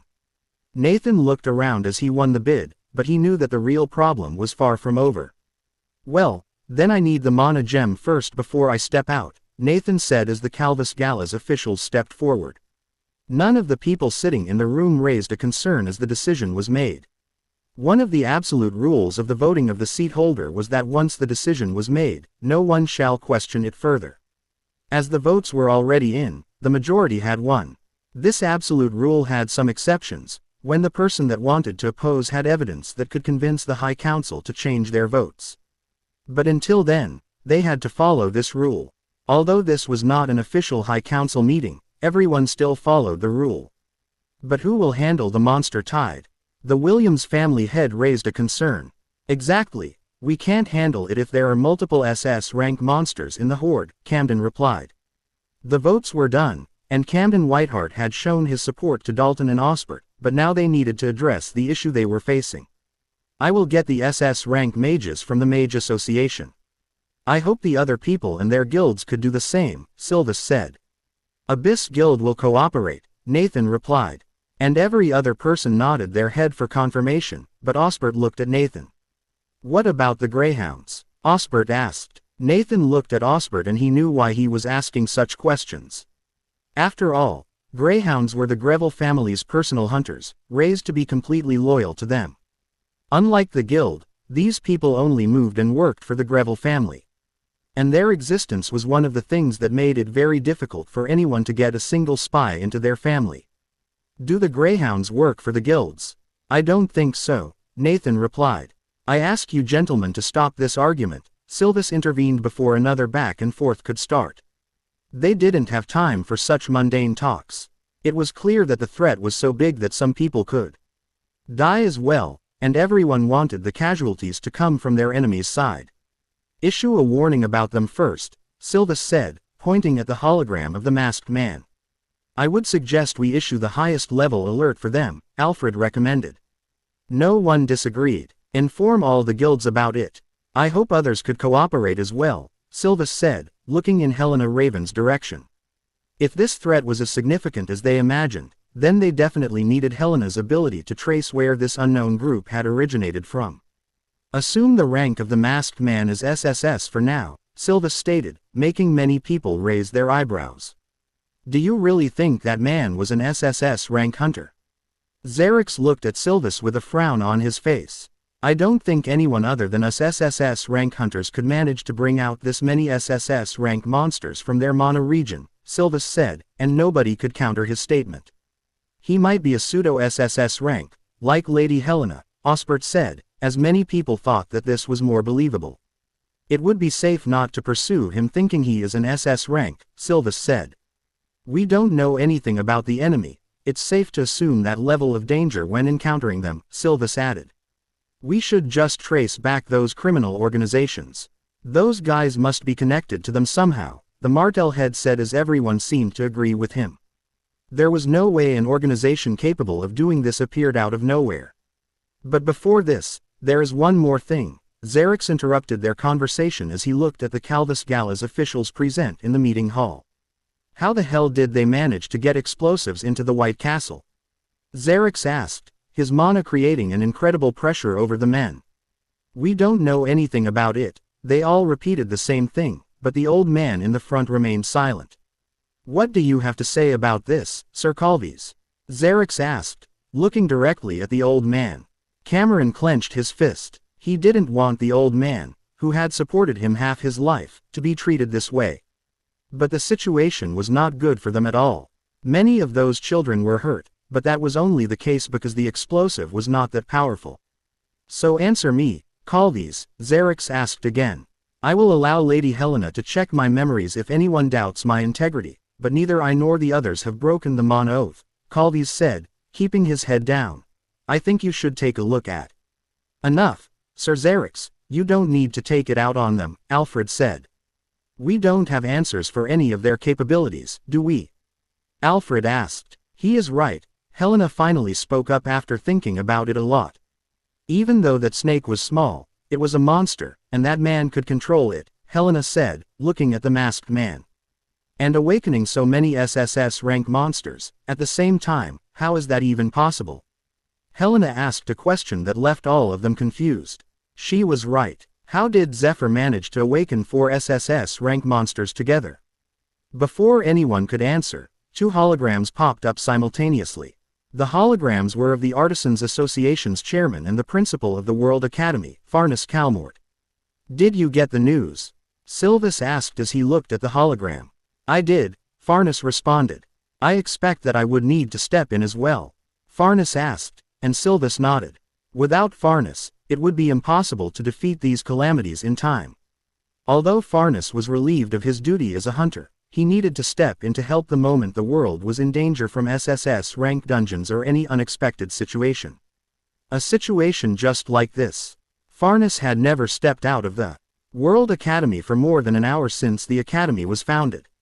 By the way, don't underestimate these guys, Dexter said as everyone looked at the second hologram. I have studied the method they used to break the vault, but even I can't comprehend it after so long, Dexter said. If even Sir Dexter Wright can't, that means. Someone muttered, but everyone was thinking the same thing. We need to eliminate them as soon as possible. If a situation like awakening the calamities is within their capabilities, there is a chance that it could happen again, Farnus spoke up. Farnus Calmort was going to step out of World Academy, and that was enough to assure many people around the world, as the strongest man of humanity would step in to save them. If he is so eager, why not go to Belvoria? I will handle the SSS rank monster in Fascia with him, Nathan said as he looked at the Cranston family's SSS rank hunter. Farnus looked at Nathan, but he didn't say anything. If that's what you want, Farnus replied. But before that, I want everyone except the seat holders to leave this room, Farnus said with a serious look on his face. Upon hearing this, everyone except the seat holders stood up. They didn't know what Farnus wanted to talk about, but they were certain it was something they couldn't discuss freely. At the Greville mansion, Asher reached the Greville mansion and was greeted by the servants of the Greville family. Each of them recognized Asher immediately and everyone greeted him cordially. Young master, your hand, one of the servants noticed Asher's hand that was smeared with blood. It's fine, Asher said with an indifferent face. Sam Allister will come to visit me. Send him to my assigned room, Asher instructed one of the servants as he made his way to his room. Let's see if you are willing to join me or not, Asher muttered, contemplating whether Sam would join him or not. Ping. Suddenly, he received a message from Gavin Neville. Less than Gavin. Do I really have to do this? Greater than. Less than Asher. Don't test my patience greater than. Asher replied to the text and turned off his phone. Work hard, Asher thought as he looked at Gavin's message. For your own demise, he said after a moment. As soon as the members of the elite families departed, only the seat holders remained in the room. Even Helena left, as the discussion was related to the mana oath they had all taken. It was not possible to reveal this to the world, although Helena already knew about most of those matters since Alfred had permitted her to peer into his memories. The mana oath only restricted him from speaking or telling someone about it. I recall these guys first appeared when they intruded into the vault under the Whiteheart family, Farnus inquired. That's right, the Neville head agreed as he looked at Camden. And the Artisan Association still hasn't figured out the method they used, correct? Farnus asked. I have examined the rune conditions, and I can't understand how they bypassed the mana signature that I personally developed, Dexter replied. Everyone was puzzled by Farnus's numerous questions. The time they were wasting here was time that the monsters were drawing closer to the 3 continents. What are the chances that Armak's prison might not be the next target? Farnus posed, shifting the atmosphere in the meeting hall. They hadn't considered that possibility at all. Armak's prison was where ordinary or heinous criminals who committed unforgivable acts were sent. Almost all of them were exceedingly powerful criminals. It hadn't concerned them until now because escaping Armak's prison was deemed impossible. No one who was thrown into Armak's prison could ever escape in their lifetime unless their sentence was over. But nothing that was happening now fell within their speculations. If they were able to invade the White Castle of Mazelm Island, the chances of them heading to Armak's prison are high, Farnus declared. Should I return then? Asked the Watson family's SSS rank hunter, who was responsible for overseeing Armak's prison. I would suggest so, since we are uncertain whether that guy is dead or not, Farnus said, reminding everyone of the most notorious prisoner in Armak's prison. He would be long dead by now, Farnus, Silvus assured. We have deprived him of any mana for 40 years, you don't need to worry about him, Silvus continued. But the possibility exists. Even if we believe he's dead, the remaining criminals there will pose a threat to society if released, Silvus pointed out. Most of these criminals were serving their sentences. Not all their crimes warranted death, but their ranks and power made it impossible to detain them in regular facilities. That's why they were imprisoned in Armak's prison. We need you to fight the calamities, Xerix implored, not wanting Watson's SSS rank hunter to evade this crisis. Why not let my wife handle that place? I will assist her as well, Alfred offered. If it's them, we can trust them, Silvus agreed. Then it's settled, Silvus declared, standing up, with others following suit. For the first time in hundreds of years, the SSS rank hunters were about to unite. Even the SSS rank dungeon didn't necessitate their collective action. Calvis turned his attention to the officials who brought a large cube adorned with numerous runic formations. It seems my reward has arrived, Nathan said, disappearing from his place and reappearing in front of Calvis. Osbert eyed the item that he was eager to get into Nathan's possession, feeling far from pleased. Let's see how long your luck lasts, Osbert thought, looking at Nathan. Well, don't destroy the weapons I made for you all. I won't accept any requests at the moment, Dexter reminded them. Farnus, who was sitting at the World Academy, rose, and once again, drew out his spear. Drawing it twice in a single year, it seems like I am returning to my past, Farnus reminisced about the times he spent battling numerous monsters. Some might think that not fighting for so long had rusted his skills, but that wasn't the case. As soon as he grasped his spear, he remembered the familiar sensation. Xander, you heard it right. Farnus turned and looked at Xander DeMarcus, who was sitting in his office. Every single person had seen the unknown masked man's message. I'll leave the World Academy in your and Zemir's care, Farnus stated as he removed his robe. Xander saw the most coveted SSS rank armor, the one that had made Farnus the strongest human in the world. I'll try to return as soon as possible. Farnus did not specify any dates, as the battle with the SSS rank monster could take considerable time. Even he wasn't sure of walking away unscathed if the monster exceeded his expectations. I think you should take a look at. This fear was even more pronounced in the other SSS rank hunters, except for Nathan Greville and Silvus Grandis, who had confronted quite a few SSS rank monsters in their lifetimes. Meanwhile, at the Greville mansion, Sam arrived at the entrance. Ah, Asher Greville invited me here, he promptly stated as the servants of the Greville family looked at him. Let us escort you, a few bodyguards offered, leading him through the mansion. On Asher's floor, no servant was allowed unless specifically summoned by Asher. He quickly reached Asher's room and entered to find Asher engaged in a conversation via hologram. Did I disturb you? Sam asked as Asher turned his head. No, sit down, Asher directed as he observed Sam taking a seat. So, you remember me telling you about my faction? Asher queried, his gaze fixed on Sam. Yes, But is this the right timing? Sam questioned. You mean the commotion happening outside, Asher assumed, and Sam nodded in confirmation. Leave that aside, this is the organization I want you to join, Asher said, tossing an item to Sam. Sam caught a black object and opened his hand to reveal a Z symbol. Sam furrowed his brows, and his eyes widened as he recognized the same symbol the masked man had displayed. Are you working for them? Sam nervously asked, looking up. Working, Asher echoed, gazing at Sam. Suddenly, a black smoke enveloped Asher, and a snake materialized around Asher's neck, the same creature that Sam had seen in the broadcast. Sam instantly stood up, adopting a defensive stance to counter any attacks Asher might initiate. Calm down, Sam Allister, Asher commanded, his emotionless eyes scrutinizing Sam. How, are you that guy? Sam stammered, flaring his mana in his confusion and nervousness. Of course, you're going to join Zephyr as well, Asher declared, observing Sam. Do you not fear that I will reveal this to the whole world? Sam threatened, watching Asher. Go on, Asher responded nonchalantly. But can you save your mother that way? Asher countered, causing Sam to halt his train of thought. What if I betray you? Sam questioned. Every action has consequences, Asher warned, and Rifir vanished from his neck, only to appear near Sam. A black shadow began wrapping around his body, immobilizing Sam. Hey, what is this? Sam exclaimed, but he couldn't move an inch. Thump, thump, thump. His heartbeat quickened, his hands beginning to tremble. He could sense the peculiar creature coiling around him. Make your choice, Sam Allister. Choose me, and live while I help you save your mother. Or leave this room, betray me, and I'll leave the consequences to your imagination, Asher warned as Rifir disappeared, freeing Sam to move.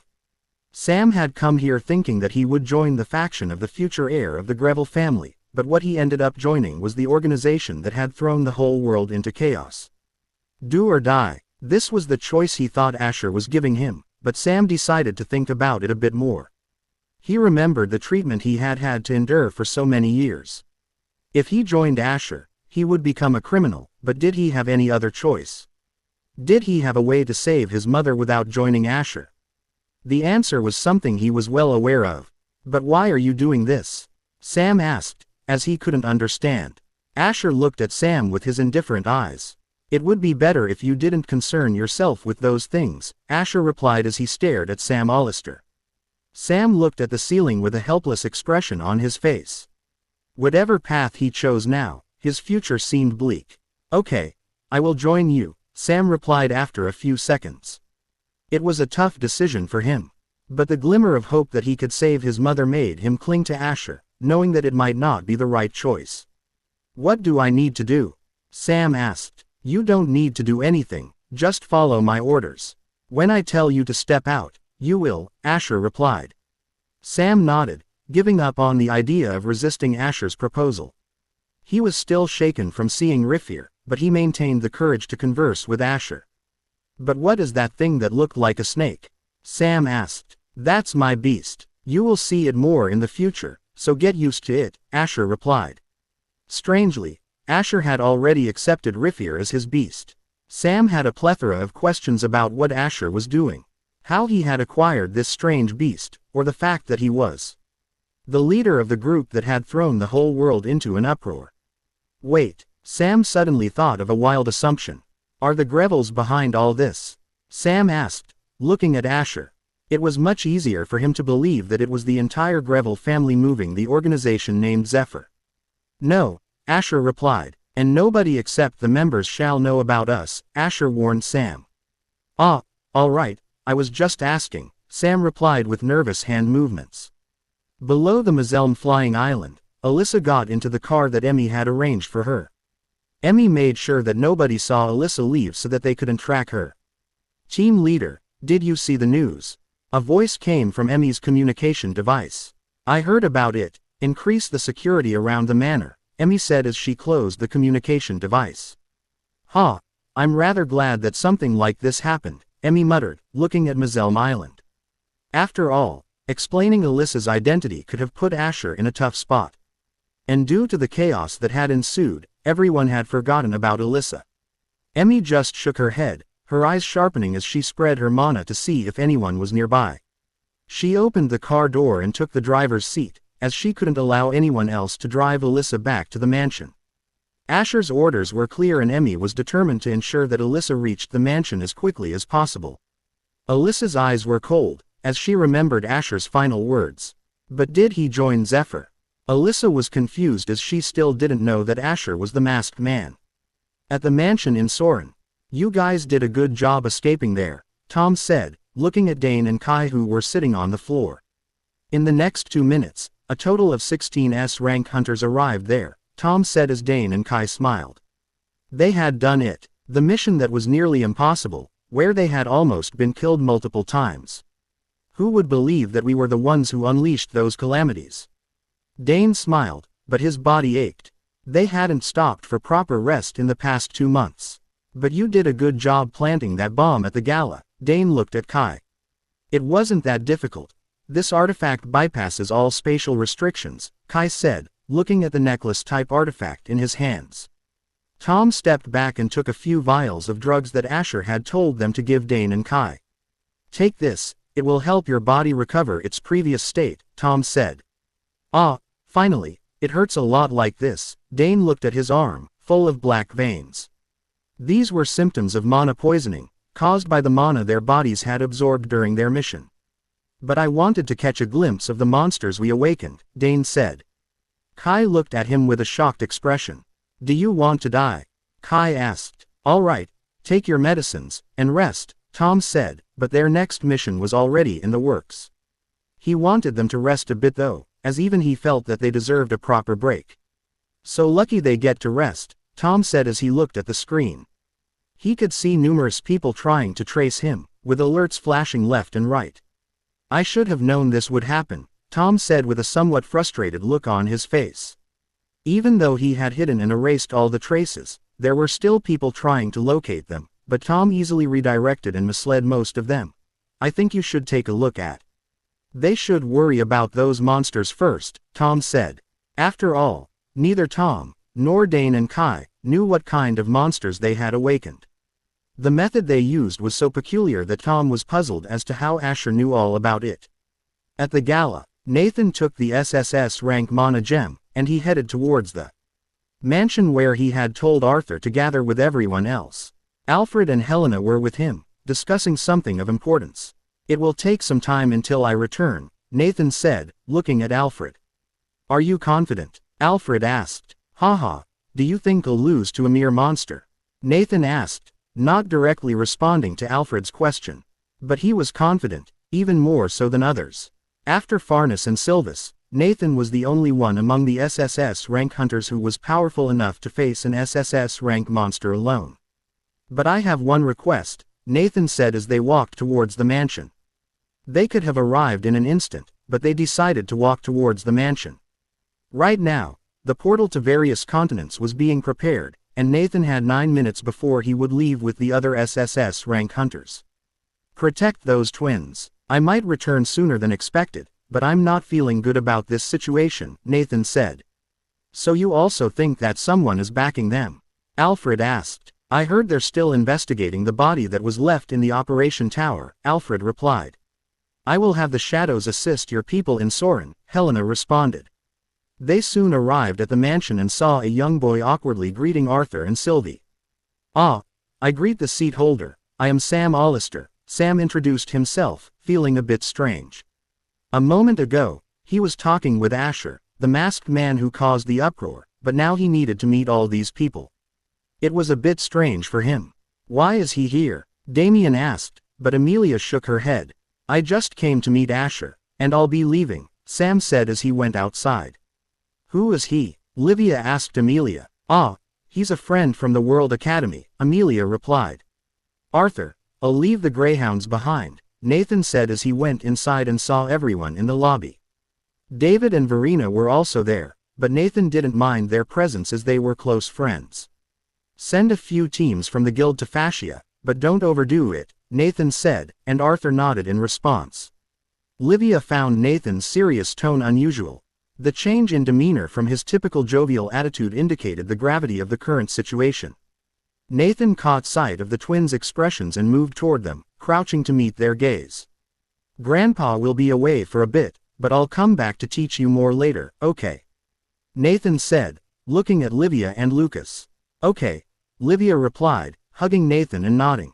And young man, don't slack off, Nathan added, ruffling Lucas's hair. Suddenly, everyone's attention turned to Asher as he descended from the staircase. His piercing crimson eyes locked onto Nathan. So he got the mana gem this time, Asher observed, sensing the remnants of a powerful mana gem's aura around Nathan. Everyone had forgotten about Asher and his partner amidst the recent events. Yet, seeing him again, the questions re-emerged. However, now was not the time, as everyone implicitly understood, and they refrained from asking Asher anything at the moment. I'll be heading back. I'll see you guys later, Nathan said, glancing at Amelia and Asher. Arthur, join me for a moment, Nathan requested. Arthur nodded and followed him outside. I would have loved to chat with you all, but we need to depart as well, Helena said, turning to Sylvie and the rest of the children. It's okay, Mom, Sylvie responded with a smile. I need to leave too, Asher announced, directing his gaze at Sylvie. What? Sylvie questioned. He had only just arrived, and she had many questions she wanted to ask him. The gala won't continue, right? I'll go back and train, Asher answered, shifting his attention to Lucas. Do you want to join me? He asked. Ah, yes, Lucas immediately replied with an enthusiastic look on his face. I want to go too, Livia chimed in, raising her hand. Then I'll accompany her, Amelia decided, joining the group. Sylvie studied the expressions on all the children's faces. All right, I'll ask Sir Hassan to escort you back, she conceded, shaking her head slightly. With the gala now in disarray, it was better for the children to return to the Greville estate. It was a much safer environment for them. Get the hunter teams ready. The team leader shouted. Multiple guilds were assembling all their hunters who were outside the dungeons to handle the monster tide. All hunters below A+ rank were tasked with maintaining the security of the cities, ensuring that nothing would go awry. Announcement. Please get ready to evacuate the cities if the alert is announced. Announcements echoed through the cities closer to the borders where there was a risk of monsters invading. Feelings of terror were seeping into people's hearts as the name Zephyr became etched in their minds. At the same time, did you see the posts on the internet? Rhea asked, glancing at Elena. It's not the time, Rhea, Elena reminded her as they both looked at Kevin and Raylin, who wore expressions of concern. Sigh, I will have some people control the media, so don't worry about it, Rhys assured Raylin. Ever since the Whiteheart's name had come out in the broadcast, people were blaming them for not stopping this unknown group called Zephyr. In this moment, people were searching for someone to blame, and currently, that someone was the elite families. Many were even exploiting this situation to instigate the masses towards certain groups. They were sitting in the Whiteheart mansion, waiting for Camden to arrive and provide clarity. By the way, is your hand okay now?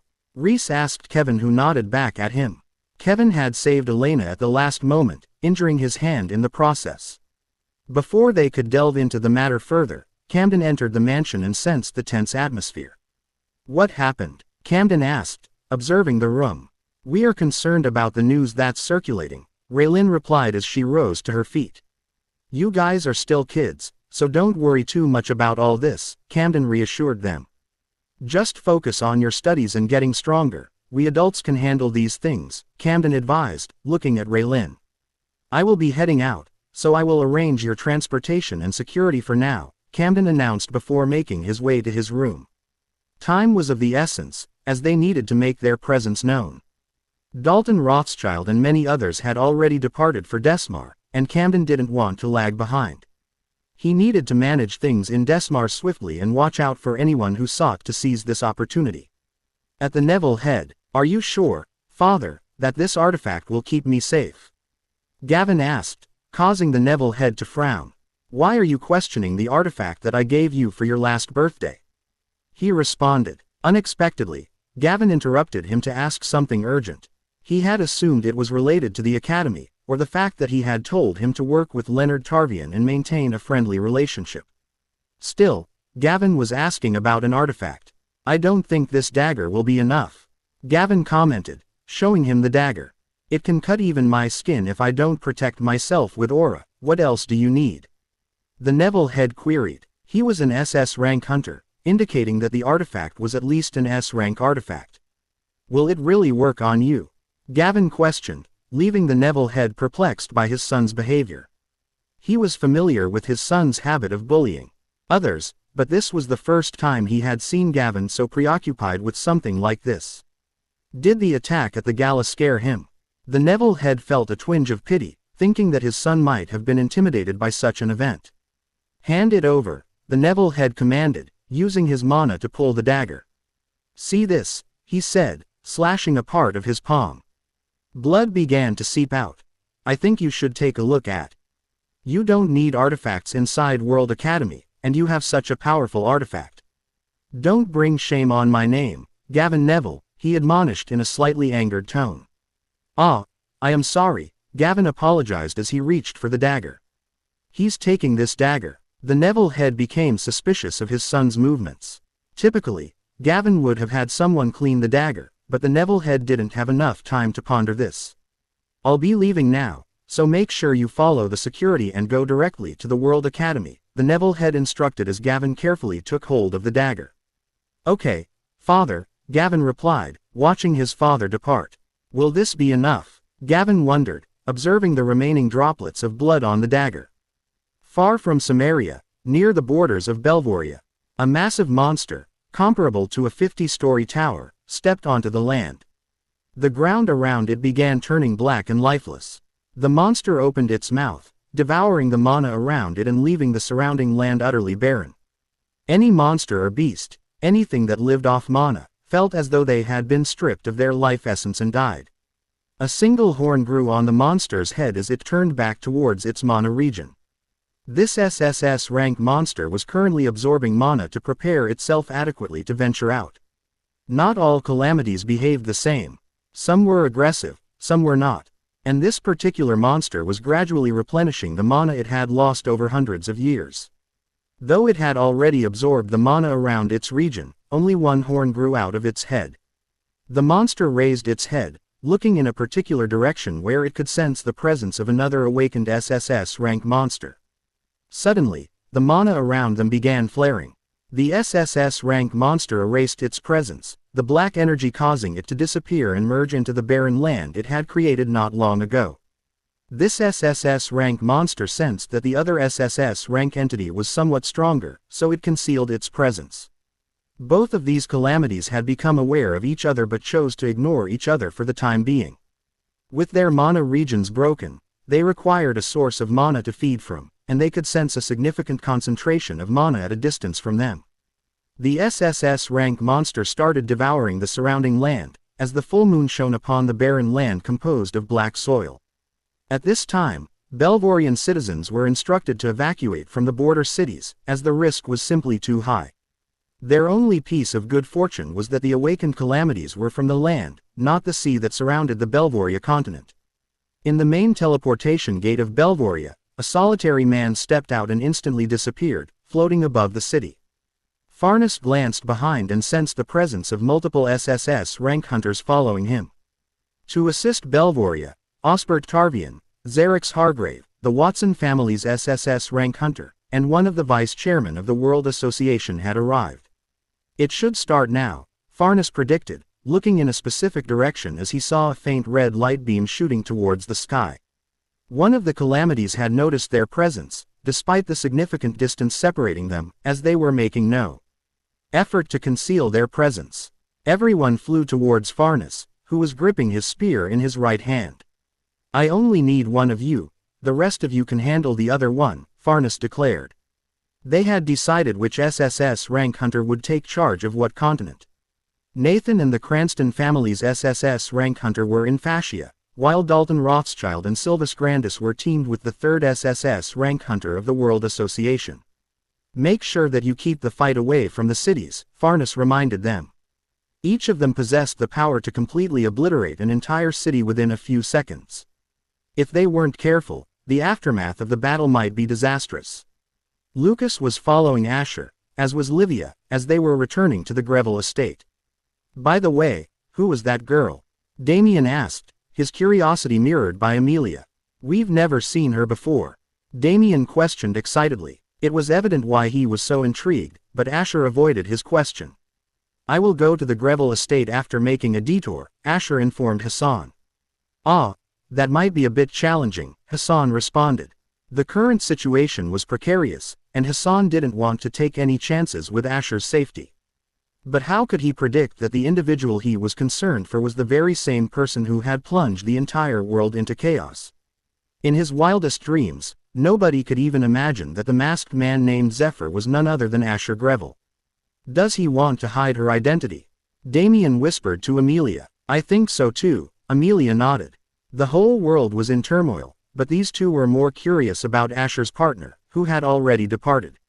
It can't be someone from the academy, Amelia deduced, as almost everyone from first-year to third-year students avoided Asher. Emmy will take me there, Asher said. Hassan glanced to his right, and a car appeared with Emmy stepping out. Okay, if it's her, I can trust your safety in her hands, Hassan replied, looking back. Lucas watched Asher, confused. I'll return to the estate after a few hours, Asher replied. Lucas smiled, finally getting the chance to spend time with Asher and learn from him. It's time you learn the techniques you created, Asher thought.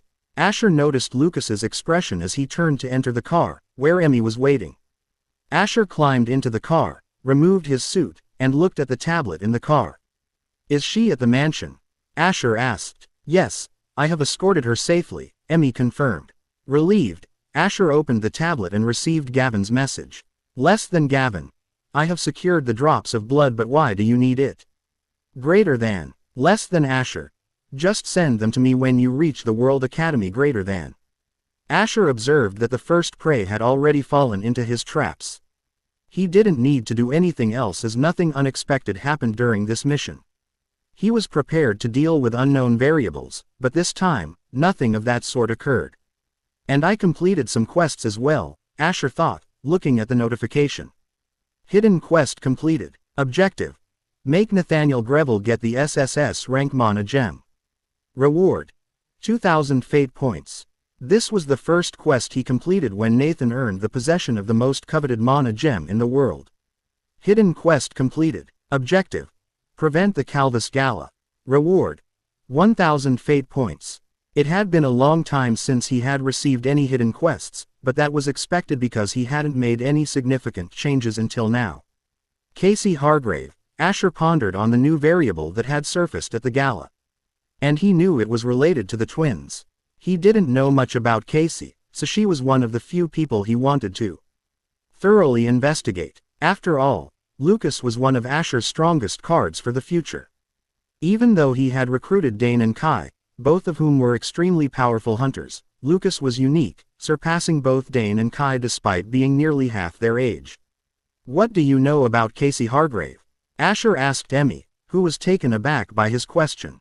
Ah, she was Sir Ivar's fiancée, Emmy replied. Though I'm not entirely sure if it's accurate, she wanted to marry Sir Ivar, but he refused her, Emmy added. I think you should take a look at. Then the Hargraves used the promise to force Master Arthur to break his engagement with Lady Sylvie or allow her to marry Sir Ivar, Emmy elucidated. Although it wouldn't have happened if she didn't have her father's support, Emmy told Asher. Xerix Hargrave was the reason that Casey had such power and freedom in the Hargrave family. Some people even suggested that she might have taken the position of family head if she hadn't pursued her marriage with Ivar. I heard that many women who tried to court Sir Ivar were killed on her orders, but no evidence was found against her, Emmy added. It was not hard for the Hargrave family to suppress such incidents, but Casey had one more card in her hand. Her connection with the underground organizations that accepted requests from only a select few. Since the day Sir Ivar died, Casey Hargrave has secluded herself in her mansion, but perhaps because of the existence of young Master Lucas and young Lady Livia, she came to the gala, Emmy concluded as Asher listened attentively. Asher could already sense that her target would be the twins, but he was still unaware that Casey had already planned to present marriage proposals to the Greville family for Asher. She wanted to ensnare the heir by choosing Asher's partner and turning him into her pawn. After half an hour of driving and using a teleportation gate as well, Asher arrived at the mansion. Emmy stood outside as per usual, following Asher's orders. Asher entered, and he saw Alyssa, who was wearing her mask, reverting back to her scarred look. "Follow me. I'll introduce you to the rest of the members," Asher said as Alyssa rose to her feet. Asher had already told Dane and Kai to assemble in the meeting room with Tom, as Asher wanted Alyssa to be aware as well. "Hi boss," Dane greeted as all three of them rose when Asher and the masked girl entered the room. Asher took the center seat, while Alyssa took the one opposite where Tom and the others were seated. "Firstly, you should know about this," Asher said as he summoned Rifir. "I saw it in the video, but it's real?" Dane questioned, his face a picture of shock. He had never seen anyone tame a monster, and it even stunned Kai, who had thought the snake was fake or an illusion. Rifir studied everyone as its eyes landed on Alyssa, who returned its gaze. "So, you're that masked man?" Alyssa asked while maintaining a calm demeanor. "Yes, and now you are also part of Zephyr. We have one more member, but he won't join us for now," Asher said, referring to Sam Hollister. He was not ready to let Sam join just yet. "You won't join any of the missions yet," Asher declared. There were two reasons Asher did not want Alyssa to participate in Zephyr's activities yet. One was the fact that she was not ready or strong enough to handle the difficulty of the missions that Asher would assign Dane and Kai. Secondly, when dealing with elite families, Asher had no idea when Alyssa might lose her self-restraint. "Okay, should I go back to World Academy now?" Alyssa asked. "Wait for a few days before going back," Asher instructed.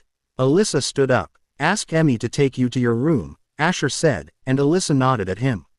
She exited the room, leaving Dane and Kai to watch the interaction in silence.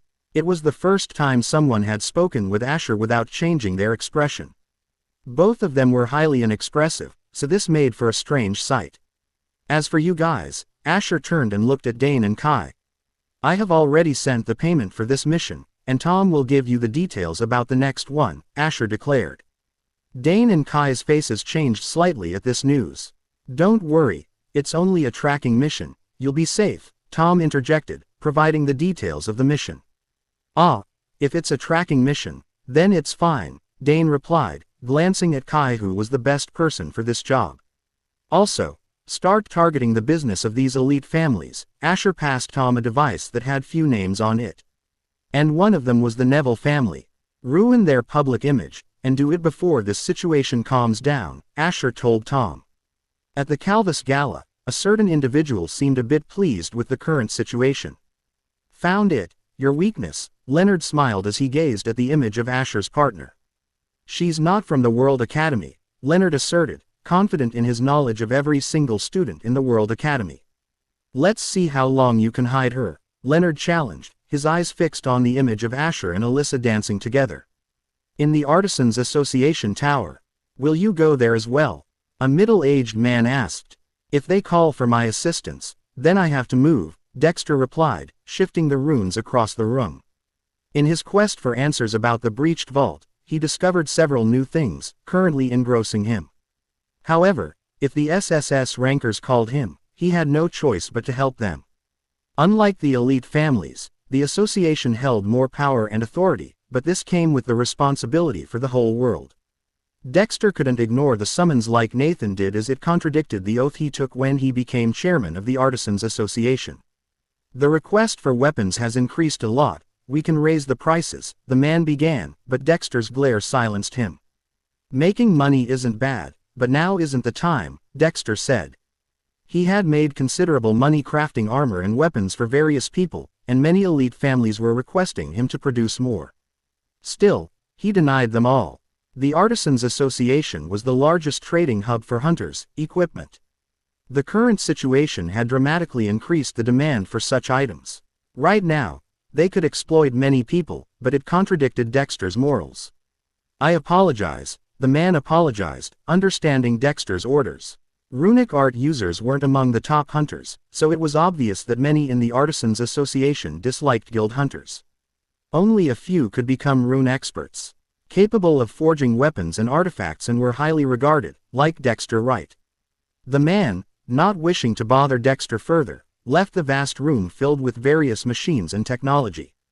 Dexter raised his hand, and a hologram appeared, full of news featuring the moment the explosion happened at the Calvus Gala. These guys sure talk a lot, Dexter said, turning towards the new runic formation he was creating.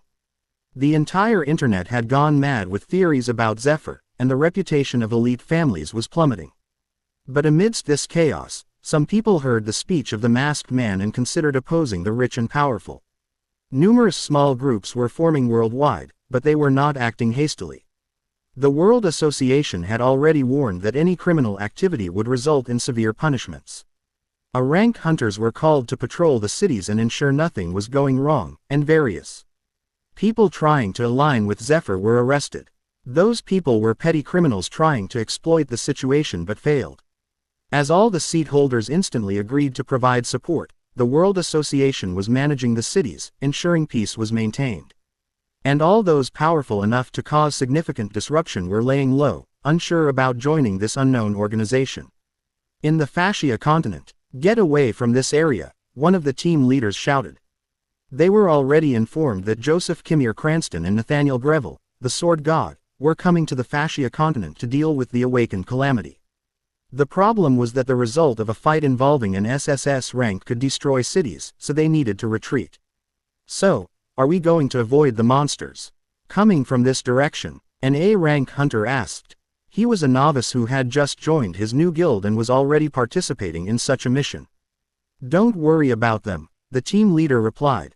"I think you should take a look at those monsters will change their direction soon. Just evacuate from here," he repeated as everyone started to leave. In a few seconds, two individuals appeared in the sky, looking over towards the land beyond the border. Various dots could be seen by them, and they were the aerial monsters running away from the awakened calamity. Some of them were S-rank monsters that could wreak havoc in cities if they entered. Even fighting a single aerial S-rank monster required multiple S-rank hunters, and most of them were mages. "Do you want to deal with it?" Joseph asked, looking at Nathan, who was wearing his heavy black armor with his famous greatsword in his hand. Nathan's eyes shone as he flared his mana, making his presence known. Not to these monsters, but the SSS rank entity far from them. "Don't tempt that monster to come near here," Joseph said with a frown on his face. He didn't want to lure the monster even a bit closer to the border. "Sure," Nathan said as he raised his greatsword. He slashed it downward, but nothing happened, confusing some of the SS rank hunters behind them. But in the next instant, they felt the mana behind them rush forward as they saw a sleek red line travel forward, and in the next second, all the S-rank monsters in the air were dead. "Is that the power of SSS rank hunters?" one of them muttered in disbelief. Although they were not weak themselves, some of them, despite being SS rank, had never seen an SSS rank hunter fight. They knew only an SSS rank hunter could kill an SSS rank, but seeing it with their own eyes, they understood the difference between them and the two monsters in front of them. "Let's go," Joseph said as Nathan flared his mana and disappeared instantly. Similarly, other SSS rank hunters were also moving towards the calamities. "So, did you find out who this guy was?" one of the World Association officials asked. "His name is Irwin," the man replied. "According to our database, he was a professor at the World Academy," the man said. "World Academy?" The other officials appeared confused. "He went missing according to the latest information we received about him," the man said as he removed his hand from Irwin's face. "Report this news to the seat holders," one of the officials instructed. It was decided that all the information about Zephyr would be shared among the seat holders without fail. This meant that the World Association also had to continuously report such matters to the seat holders or the families they represented.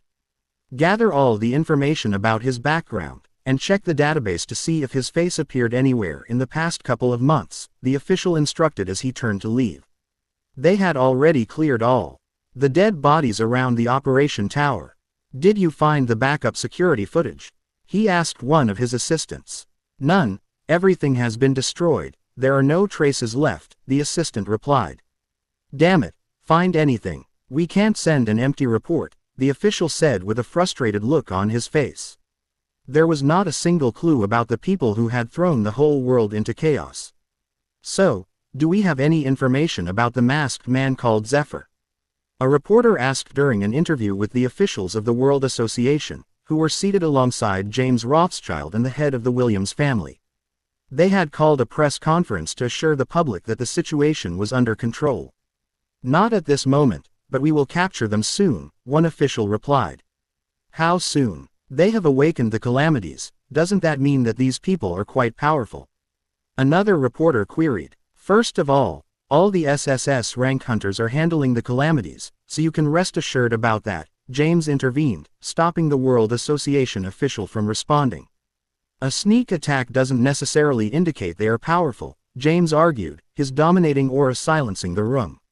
If they were as powerful as you assume, why not confront the elite families openly? James's speech resonated not only with those in Desmar but across the globe. This was the first statement issued by the World Association or the elite families. All this will be handled soon, James assured. But what about the explosion at the gala? A reporter asked. The broadcast was interrupted just as the explosion happened, so they were aware of the attack on the Calvus Gala.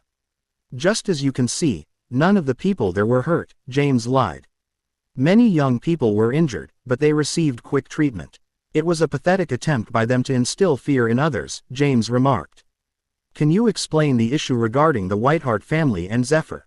Another reporter asked. This was a question many wanted to be addressed. And after discovering that the elite families had withheld this information from the public, many people grew curious and began slandering the Whiteheart family to uncover the truth. The incident was minor, merely an attempt to steal from the vault.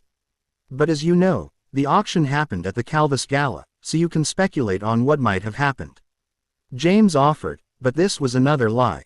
The world didn't need to know that 2 artifacts were stolen under the nose of the Whiteheart family. The only ones aware were the seat holders and a few others who were part of the upper echelon of society. This information was not only detrimental to the Whiteheart family but would have harmed the reputation of other elite families. Naturally, if James had spoken the truth here, Camden wouldn't have let that slide, as he would have exposed that it was Louis Rothschild who had failed.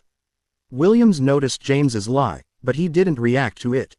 Ads by PubFuture. After all, just like him, James was also looking to maintain a good relationship with the Whiteheart family, as it had been for years. And this is where we will end this conference, James announced, standing up along with the others. All disturbances around the world will be settled down soon, he said as he turned to leave. The other officials followed suit as the reporters diligently captured their departure. The head of the Williams family smiled, appreciating that James Rothschild was the perfect person to calm the public in such a scenario. The Rothschilds have maintained their image so well that people always looked up to them, given the family's involvement in many sectors like entertainment and a few others in Desmar. What are you going to do now? The Williams head asked. We will first deal with the monster tide, James replied. However, he was aware of what was to come after handling all of this. I have sent my team to investigate Zephyr, the Williams head informed. They stopped at the exit where 2 cars were waiting for them. The Williams head left first, stepping into the car with his butler at the wheel. Sir, the Tarvian family mentioned a delay with the item you requested, the butler informed him. We can't do much now, the Williams head murmured. Tell Reese to return to World Academy now. We can have his treatment done after he graduates, he instructed, to which the butler nodded. Now, who are these guys? The Williams head wondered, looking at the information he had gathered from his sources. A group had appeared out of thin air, and neither their actions nor their methods made sense to anyone. Sigh, I'm too far in to back down now, the Williams head mused. In Soren, all the elite families had sent their children back so that they could attend World Academy, one of the safest places for them, given the robust security there even without Farnes's presence. Can't you stop him? Amelia asked Damien, worry evident on her face. It's a spar, and Lucas and Livia wanted it. Damien tried to reassure her, but he himself was uncertain whether the twins could handle sparring with Asher. Hey, don't hurt them too much, Damien called out, capturing Asher's attention. Asher glanced back at Lucas, who was staring up at him, ready to attack, with Livia holding a greatsword. Ads by PubFuture. So, she has enough talent to learn that sword art, Asher observed Livia's stance. Although he had forgotten the essence of Nathan's sword art, he recognized it nonetheless. Nathan's sword art was special as even Ivar and Arthur couldn't learn it because they failed to accept the Rune of Erden. I think you should take a look at. Yet, The weakest-looking person here had endured the rune of Erden, as Nathan teaching her his techniques was proof that she had obtained that rune. "I will go first," Livia announced, dashing towards Asher with all her strength. Asher looked at Livia, sensing that Lucas was preparing a spell to cut off his escape route. Asher lowered his body, adjusting his sword downward, and swung it, prompting Livia to block it. However, the impact of Asher's strike sent Livia flying towards Lucas, who panicked and tried to catch her. Asher disappeared from his spot and wrapped his sword around Lucas's neck. "You lost," Asher declared as Lucas caught Livia. "Ah, but I was." Lucas started. "Start again," Asher interrupted as Livia got up, her eyes even sharper. "Let's do it again," Livia told Lucas, who nodded. The same scene repeated itself, with Damien and Amelia watching the twins continuously losing to Asher. Still, they were learning from their mistakes and adjusted their approach rapidly. "They're quite good," Damien commented, but Amelia remained focused, ensuring Asher wouldn't hurt them too severely. "She's too serious," Damien thought, shaking his head as he noticed Amelia. But then he remembered how all of Asher's spars ended, and it made Damien pay closer attention so he could stop the spar if it went too far. "Why don't you train like them?" Damien asked Nate, who was reading a book next to them. "Mind your own business," Nate retorted, ignoring Damien, who was annoyed by Nate's reply. "How rude, I am your older brother," Damien retorted, grabbing Nate's head. Nate tried to remove it, but Damien was too powerful for him. Ads by PubFuture. "Hey, don't bully him," Amelia scolded, smacking Damien's shoulder. "I was just teaching him," Damien defended, removing his hand from Nate's head. "I should just release that video online," Nate contemplated. But thinking about Damien's reaction, he felt that it might be pushing his luck too far. "Sigh, I will forgive you this time," Nate said as he shook his head. "Don't get distracted by her," Asher warned, sending a small fireball at Lucas, who narrowly dodged it at the last second. The issue with Lucas was that he was operating as Livia's support, and this was not what Asher had envisioned for him. In Asher's memory, Lucas had already lost Livia, leading him to function as a solitary mage. This ultimately resulted in the creation of techniques that merged with his bloodline ability, making him one of the most potent mages, if not the most potent. "Enough, you can rest now," Asher interjected, observing Livia, whose hands were shaking from withstanding all of Asher's strikes. "Okay," Livia agreed, heading towards Amelia. She recalled Nathan's advice to avoid pushing herself too hard during spars. Nathan noticed that Livia had a fervor to grow stronger, but her proactive nature sometimes led her to overexert herself.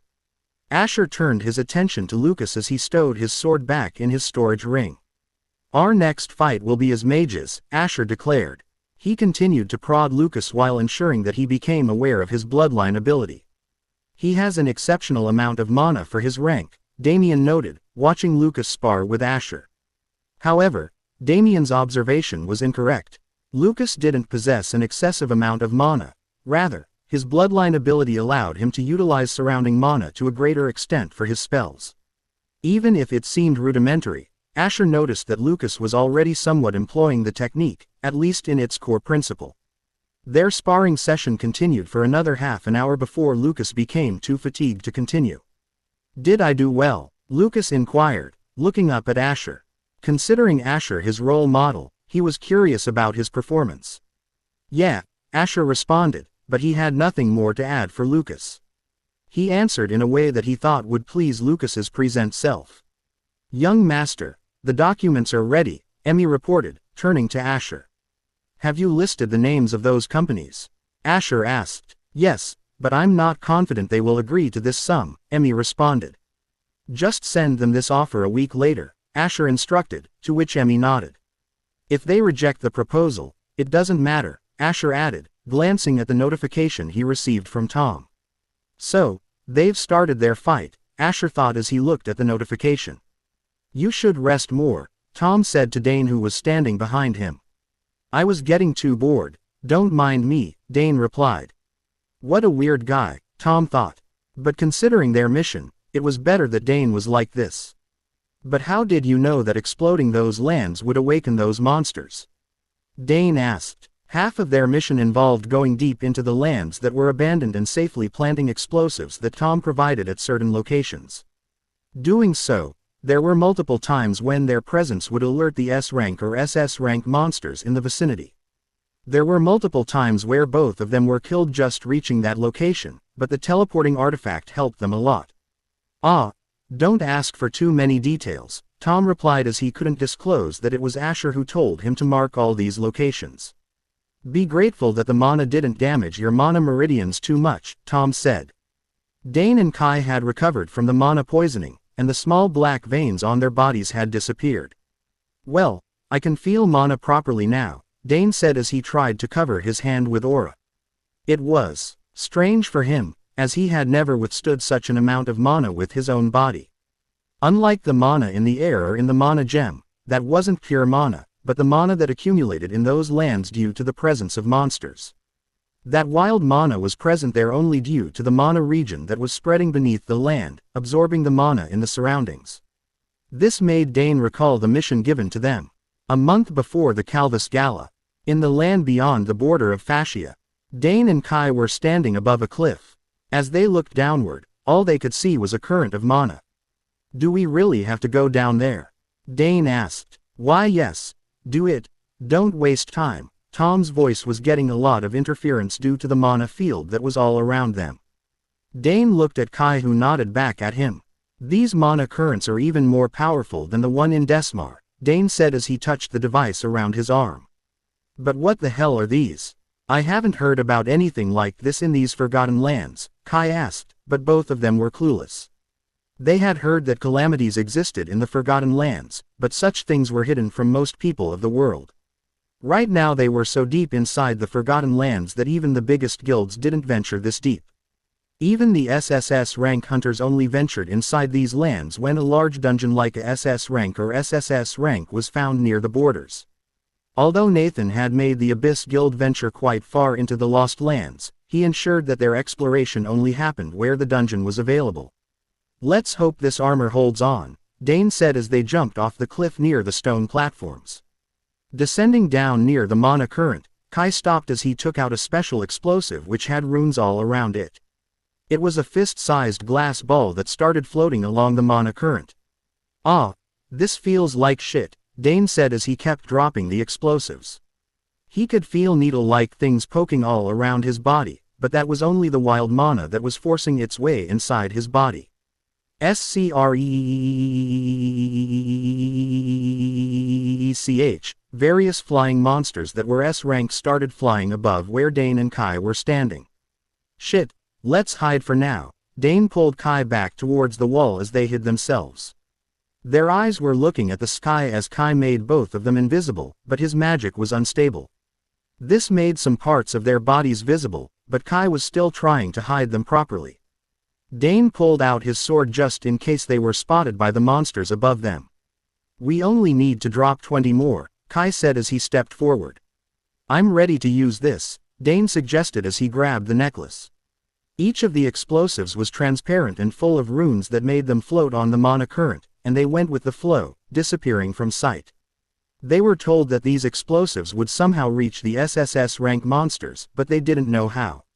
But right now, leaving the place alive before their control over mana became unstable was the priority. This was not the only mana current that they needed to drop explosives on, they needed to go around various places. But you should still rest and recover yourself completely, Tom made Dane snap out of his thoughts. I think you should take a look at. Okay, Dane said as he went back to his room. Tom looked at the screen, remembering Asher introducing Alyssa to the team. What is he trying to achieve? Tom asked himself, but he couldn't come to a single conclusion. Nothing about Asher made sense to Tom. She looks similar to the boss, Tom thought as he recalled seeing Alyssa's eyes. But Tom also remembered the fact that Alyssa was related to the Garcia family, which made him skeptical of what Asher was trying to achieve. Tom had discovered so many things about the elite families that he couldn't believe were hidden from the common public. And this made him think deeply about Asher's purpose. Well, let's start with these companies, Tom said as he pulled out the database that was collected by Dane and Kai in the second part of their mission. Surprisingly,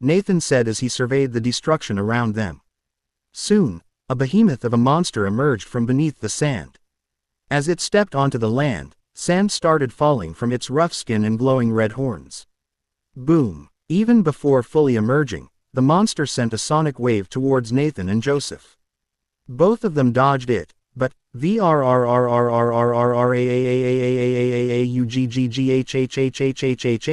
the monster roared, and Nathan felt the creature's mana clashing with his armor.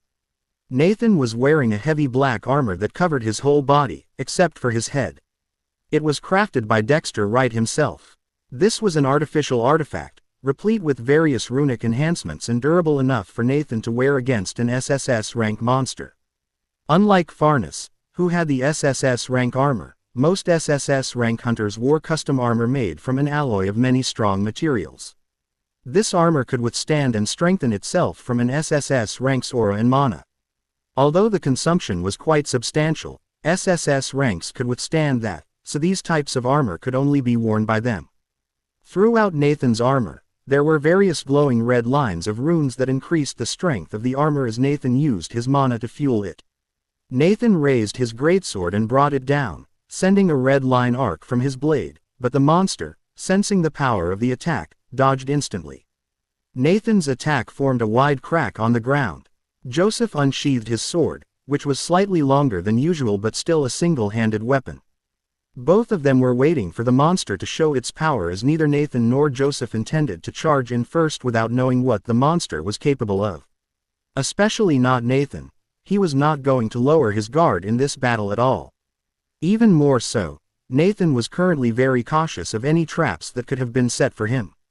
He still had some suspicions about this whole thing, as he didn't believe that a new SSS rank or a pseudo-SSS rank had come into existence. Hiding such a talent was extremely difficult, given the surveillance capacity of the World Association and the other elite families. It was only possible if one of the seat holders was involved in all this chaos, and Nathan didn't trust anyone. This was one of the reasons he had Hassan Trevino and the other two SS rank hunters stay back in Soren to protect the family. But what Nathan didn't know was that it was his grandson, someone he believed would eventually surpass him, Asher himself, who was responsible for all this chaos. The monster stepped forward and slammed its leg on the ground, creating a mana pulse, and strangely, the environment around Nathan and Joseph changed. From the sunny vista of the dry climate of Fascia to a red sky with a black land filled with multiple cracks. Is it a spatial skill? Joseph immediately distanced himself from the monster. Joseph created an energy point on the tip of his sword, raised it to the sky, and the energy clashed with the false sky. But his attack was absorbed. What? Joseph was confused. His attack should have been able to break anything, considering the amount of concentrated aura he had used, but instead, it was absorbed. Joseph noticed the monster's horn glowing slightly blue. Did it absorb my attack? Joseph asked with a frown on his face. Ha ha ha ha, does this thing think it has trapped me? Nathan laughed as his crimson red eyes began to shine. Suddenly, the monster raised its head to look at Nathan. At this moment, Nathan took control of the mana around him and began absorbing it. This was Nathan's bloodline ability. Unlike others who couldn't absorb wild mana, as that would lead to mana poisoning, Nathan was immune to it. His bloodline ability allowed him to accept any type of mana into his body, but he couldn't use that mana to replenish his mana heart. Instead, Nathan could only use it to enhance his aura. This was something that nobody, except Nathan, possessed in the entire world. I think you should take a look at. As long as Nathan didn't take that mana to his core, he could manipulate it with his mana manipulation abilities. Nathan couldn't use that mana to increase his rank and absorb it, but he could use that mana to exert dominance over others' mana control, and it worked on both humans and monsters alike. This was what the monster was experiencing as it felt a dangerous sensation from Nathan. It was an instinct, but it was only faint. Nathan looked at Joseph, who met his crimson red eyes. Suddenly, the air around Nathan began to tremble. Joseph understood what Nathan wanted to do and immediately retreated as far as he could. The strange land beneath Nathan started to rupture as he raised his sword and assumed his stance. Nathan was about to use his first technique, a legendary sword art that instilled fear in anyone who witnessed it. Suddenly, the space around Nathan began to tremble, though Joseph barely noticed. Nathan disappeared from his spot, and the monster looked up to see a pair of crimson-red eyes shining brighter than the red sky above. In the next instant, Nathan's sword followed an unusual path, and the monster felt the space around it shake as various cuts appeared on its body. "Shatter," Nathan muttered, and a massive amount of mana surged from the ground. His sword's aura descended on the monster, causing an explosion within the spatial trap that the monster had created. Unbeknownst to it, it wasn't Nathan who was trapped in the spatial ability, but the monster itself. Why did this damn monster create a restricted space? Joseph asked, annoyed. Currently, Joseph couldn't assist Nathan since most of his destructive abilities did not distinguish between friend or foe. Nathan looked down and saw a massive wound on the monster's back. It seemed okay, but was clearly enraged. Both of them could feel a shift in the mana around them. The temperature began to rise as the mana around the monster swirled, and the monster's wound started to heal, but only up to a certain point. Nathan's attack had caused his mana to linger on the monster's wounds, stopping the bleeding. "Let's take this slowly," Joseph reminded Nathan as he raised his sword and dashed towards the monster. Nathan also disappeared from the sky and moved towards the monster. The monster's horn started shining as Joseph spotted massive fireballs appearing in the sky. False Mana Region. This was the monster's creation, an ability to absorb the attacks that touched the boundary of the False Mana Region. The efficiency wasn't quite like a true Mana Region, but the monster had high control over its abilities, making it even more formidable. This was going to be a long fight if Nathan and Joseph hoped to defeat this monster. Meanwhile, in Soren, Leonard was sitting with Reese, discussing their future plans. "Will the treatment be delayed any further?"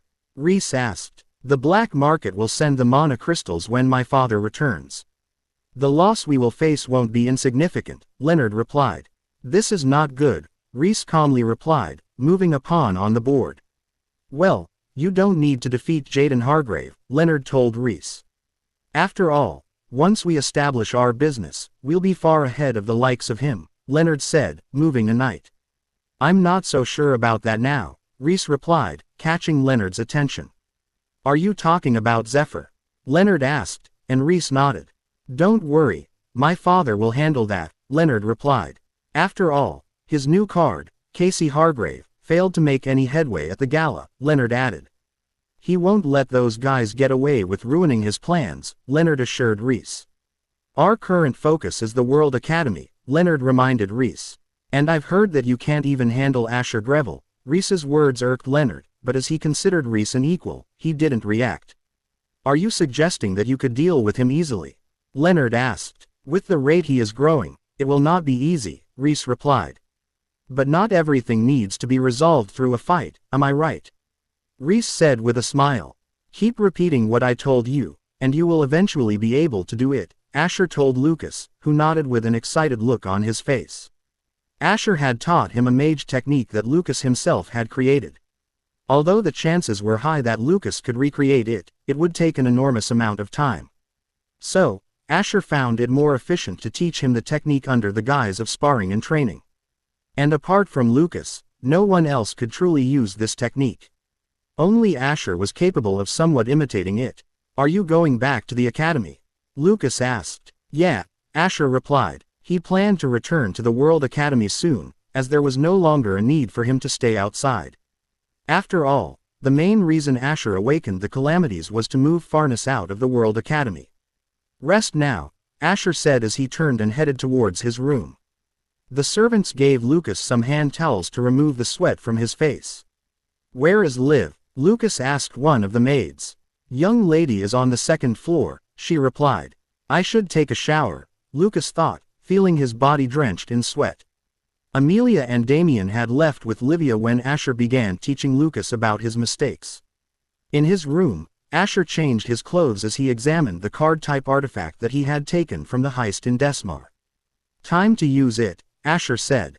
Asher could activate this artifact at any time, but doing so would prevent him from bringing it into the World Academy. Therefore, he needed to add this artifact's mana frequency to the World Academy's system.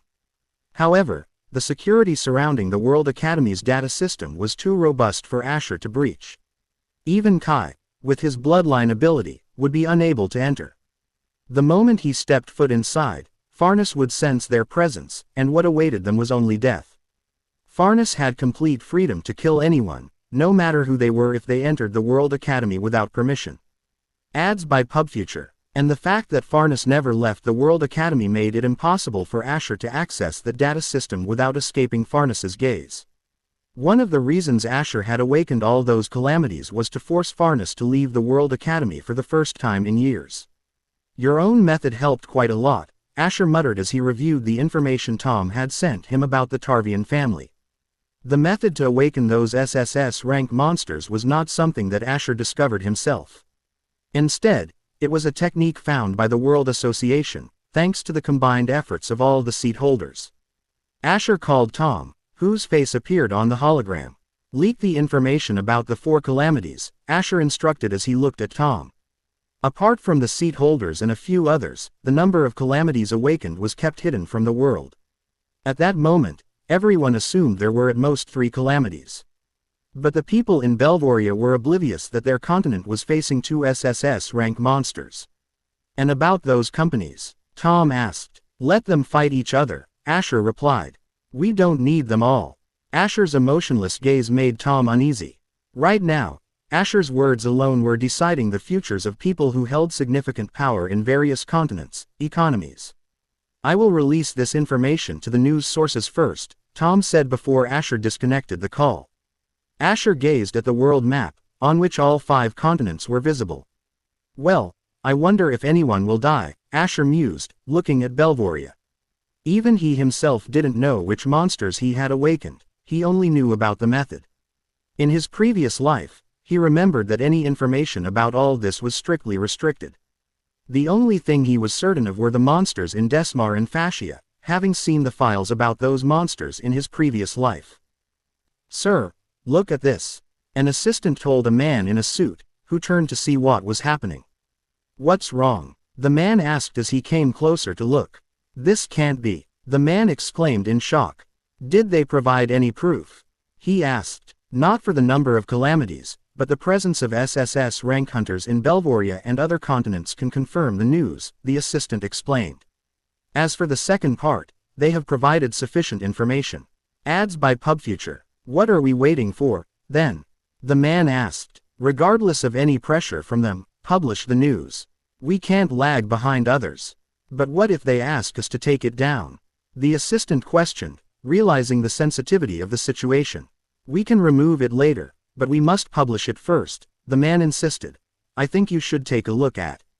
Announce it in the broadcast. I will handle any issues that arise, the man said, especially emphasizing the second part as a smile appeared on his face.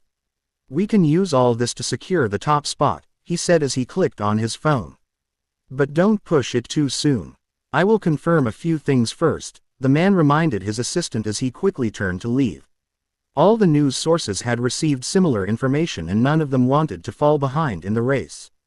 In an instant, all the news sources were covering it. Breaking news, the number of calamities in Belvoria is said to be 2. The news anchor declared, no way. A middle-aged woman who was watching the news expressed her shock. Not only her, but the expressions of everyone in Belvoria changed as they heard multiple sources reporting the same thing. At the World Association headquarters in Belvoria. Who the hell is spreading this information? The executive shouted. They had just managed to calm the public unrest and were monitoring for any criminal activities in the meantime, but out of nowhere, crucial information had been leaked.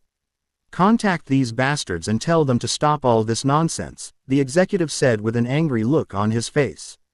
Sir, the information has spread across the internet, suppressing it will be useless, one person said.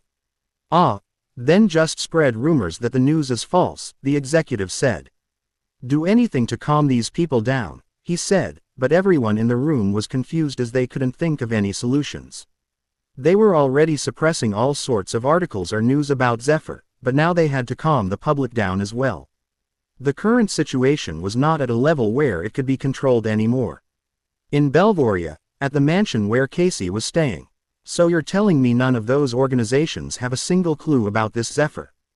Casey asked. That's what we got as a reply, the man nervously replied. All the servants in this mansion were worried as they could sense that Casey was quite annoyed since she returned from the gala. Every single servant was avoiding going near Casey as much as they could. "Go back and tell them to keep looking for clues," Casey said. A maid was standing beside her as Casey tapped on her phone and a picture of Lucas and Livia popped up. It was from the news sources that were going crazy over the Ivar's children, so it was obvious why such headlines were made. If the Zephyr incident hadn't happened, Lucas and Livia would have been the highlight of the news along with Asher and his partner who shocked the world. "What do you think about these two?" Casey asked the maid standing beside her. "This could be my chance," the maid thought in her head. She had been serving the Hargraves for years, but it was the first time she had been this close to Casey Hargrave. "Aren't these two the illegitimate children?"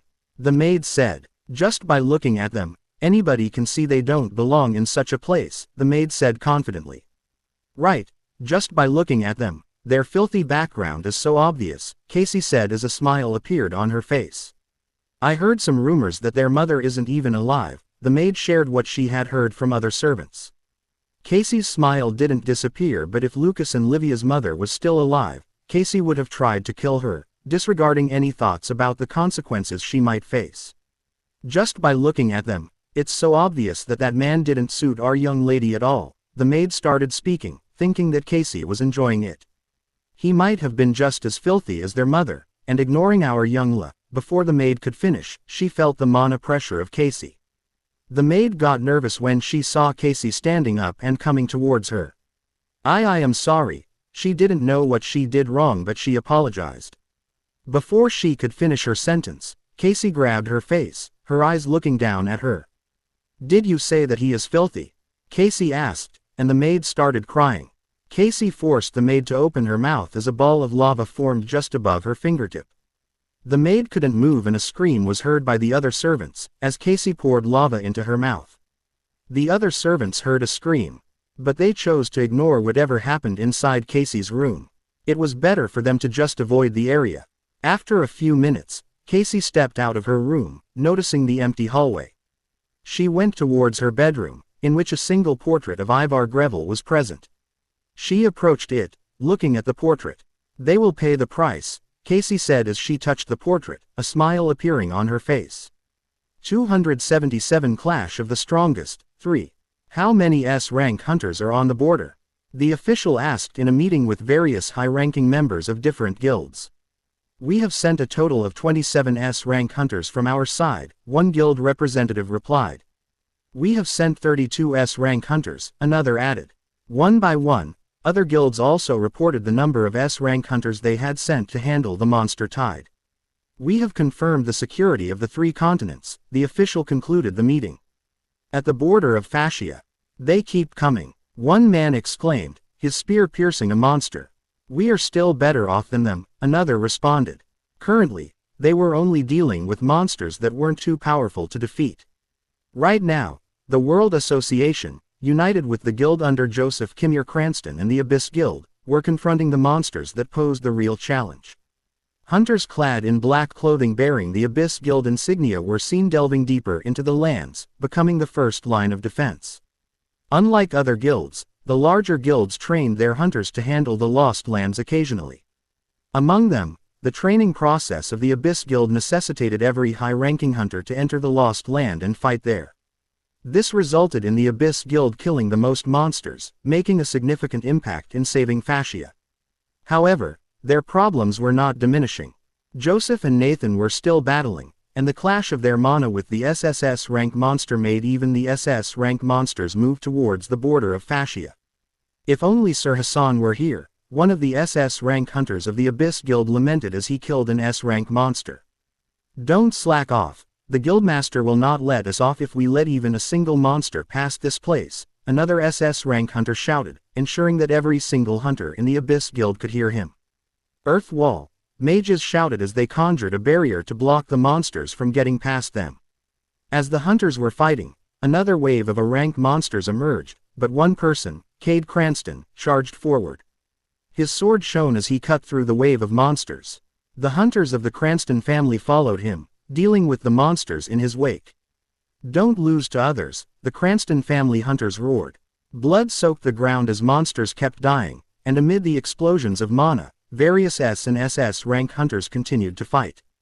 The environment around them was constantly being destroyed, but the mages were managing that so others could fight freely. Cade looked at the other monsters as his sword effortlessly penetrated the hard skin of the A-rank monsters.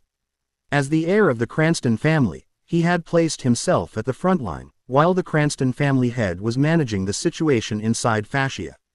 His presence greatly boosted the morale of the other hunters. "Hold on, this will end soon," Cade shouted, but little did he know, the two SSS rank hunters were still battling the awakened calamity. Nathan appeared behind the monster, but just as he was about to attack, the monster lifted its body into the air and unleashed a violent blast of energy. "This bastard moves too much," Nathan complained, instantly shifting his body to a different location. Serum slash, Joseph attacked the monster, but it raised its claw as Joseph's sword clashed with it. Joseph tried to push in, but the monster pushed him backwards. Nathan, however, seized the opportunity and dashed forward, descending his greatsword onto the monster's head. The monster tilted its head, pushing Joseph to the spatial boundary and attempted to eat Nathan, but it felt a dangerous aura from Nathan's greatsword. Instead of biting Nathan to death, the monster used its horn to try to kill Nathan. Instead of pushing Nathan back, though, the monster felt its horn clash with the greatsword. It tried to push Nathan back, but it was futile. Veins bulged around Nathan's neck as he withstood the strength of an SSS rank monster. His greatsword began glowing with the mana he was manipulating, and surprisingly, in this potentially fatal situation, Nathan was smiling. Crack. The next moment, a crack appeared in the monster's horn and it cried out loudly. R-O-O-O-O-O-O-O-A-A-A-A-A-A-A-A-A-A-A-A-A-A-A-A-A-R, the monster roared. This made the whole spatial boundary shake, and while it shrank in size, its horn also diminished but started to glow more brightly. Spatial shift, Nathan muttered as he suddenly disappeared from his place and reappeared a few steps forward, his body shifting downwards. "I think you should take a look at." Nathan rotated his body as his greatsword slashed the back of the monster's head, behind its horns. Even though the strike was far from the skin, the monster felt a massive cut on the back of its head. Nathan felt danger and immediately stepped forward, evading the massive stream of mana around the monster, which cried out in pain. The monster was beyond enraged by Nathan's attack. The behemoth turned towards Nathan, completely ignoring Joseph's presence. Nathan's gaze looked down at the monster, waiting for it to make a move. He didn't have to wait long, as Joseph saw multiple spikes erupt towards them from the spatial boundary. "Damn it," Joseph muttered as a spike narrowly missed him. Strangely enough, these spikes were made of extremely violent mana which would make wounds inflicted by them almost irreparable for a long time. They wouldn't be able to treat a wound from one of these spikes with a healing potion. Right now, Nathan and Joseph had a slight advantage over the SSS rank monster, primarily because of Nathan's sword art. But the moment they got hurt, the tide of the battle would shift. Presently, both Nathan and Sylvis were somehow keeping up with the SSS rank monsters. Far from Desmar's border, Sylvis summoned multiple chains while Dalton attacked the monster alongside the vice-chairman of the World Association. "Bloom of Charzelm," Sylvis chanted, causing a massive plant to appear. Its vines started wrapping around 4 stone pillars.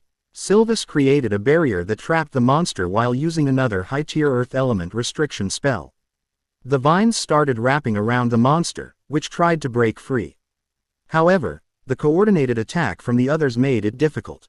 When Sylvis had someone that could keep the foe busy, no one could stop him as his mastery over magic was the best in the world. The SSS rank monster was currently suffering from the talent of the Archmage. However, everyone was cautious. Sylvis's use of different elemental magic caused the weather to change, clouds forming and the smoke from his fire element subsiding as rain started to pour. From unknown abilities to any unforeseen variable, a single moment was enough for them to lose the upper hand in battle. But the situation in Belvoria was completely different. "Stay away when he attacks, Osbert," Farnes instructed Osbert Tarvian, an SSS rank hunter who had accompanied him. The SSS rank calamity they were facing wasn't a behemoth but a smaller monster about 3 times the size of an adult human. Covered in shiny red scales with brown fur around its neck and head, the monster had 3 eyes and stood on 2 legs. A faint orange aura could be seen traveling through the cracks of the red scales. Farnus disappeared, leaving a trail of bluish aura as he revolved his spear. The air swirled violently around him, as lightning erupted from the ground. From a distance, Osbert observed as Farnus Calmort, the spear god, charged towards the calamity. Farnus, donned in storm-scale armor, held his spear that glowed with the traverse of lightning across his body. Unlike typical lightning, Farnus's element destructively impacted everything it landed on, leaving numerous craters across the battlefield, each a testament to Farnus's strength. However, the problem arose: the monster was not a standard one. It was notably shorter than any other SSS-rank monsters they had encountered, and its speed could rival Farnus. Farnus's lightning element provided him with an edge over the monster, but this insight didn't permit Osbert to recklessly attack the monster. "Lightning descend," Farnus commanded, bringing his spear to the ground. Lightning began to converge near the monster's legs, erupting and assaulting the creature. Osbert's sword started to glow red as flames materialized around his arm. Fire being his primary element, he dashed towards the monster, which took a step back after enduring Farnus's attack. Osbert's flaming sword cut through the air, attempting to penetrate the monster's back. Reinforcing his grip on the sword, Osbert strained to push it further into the creature. In the next instant, Farnus materialized, and his spear pierced the monster's gut. The impact from Farnus's strike alone was enough to shake Osbert's entire arm, even though he only felt the impact through the monster's body. The monster's white eyes cast downward as it twisted its abdomen. But rather than writhing in pain, the monster's body started to heat up. Osbert noticed the scales began to melt, the wound started healing, and from the molten red scales, a massive claw and a skeletal armor formed on the SSS-rank monster. "What the hell is this monster?"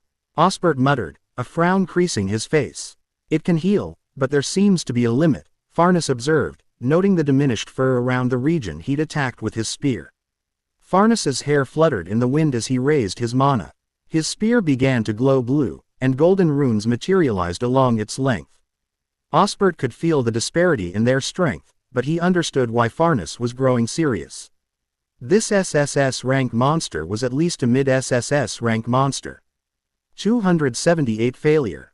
While the fight of the SSS rank hunter was ongoing, rumors about Zephyr and the awakened calamities spread far and wide across every continent. However, these rumors were becoming exaggerated, creating a problem as maintaining public safety in such a situation was nearly impossible. "What are you thinking about?" Sylvie asked Arthur. Both of them were preparing to leave Mazelm Island and return to Soren. All the families and guests had returned to their respective continents, and the Calvus Gala was halted. Even the auction was stopped, the vaults were sealed again, and they were sent to the Artisans Association. Not wanting to risk it any further, the vaults were sent to be kept under the eye of Dexter Wright, the only SSS rank hunter that had not gone to face the calamity. "Ah, nothing," Arthur replied. But in his head, he was compiling a list of people who could be behind Zephyr. Regardless, this situation wasn't benefiting anyone in the elite families. Their reputation was being tarnished, and the resources that would be lost or used in stopping the monster tide were significant. "You seem eager to go back home," Arthur said, changing the subject. "Of course, I still have many questions for my son," Sylvie replied. Arthur remembered the night party, particularly Asher's entrance. "I almost forgot about it," Arthur said. "I want to ask him, who is that girl?" Sylvie said. Arthur could understand why Sylvie wanted to know about that girl first before making any decisions. Arthur understood that aside from being the heir of the Greville family, Asher was considered to potentially become the strongest hunter of this generation. His talent was even said to surpass Nathaniel and Ivar Greville. It wasn't hard to realize that the number of people wanting to take advantage of this situation was not low. In a private villa in Soren. "So, did you find any clues?"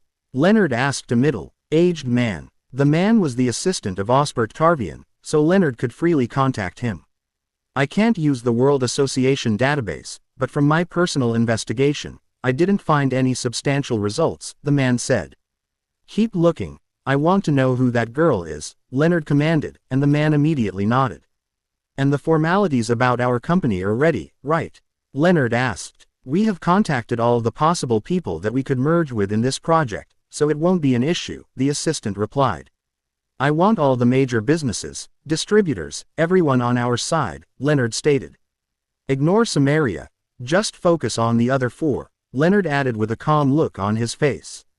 Leonard was already informed that all their spies and moles in the Abyss Corporation were killed, and some didn't dare betray the Abyss Corporation anymore.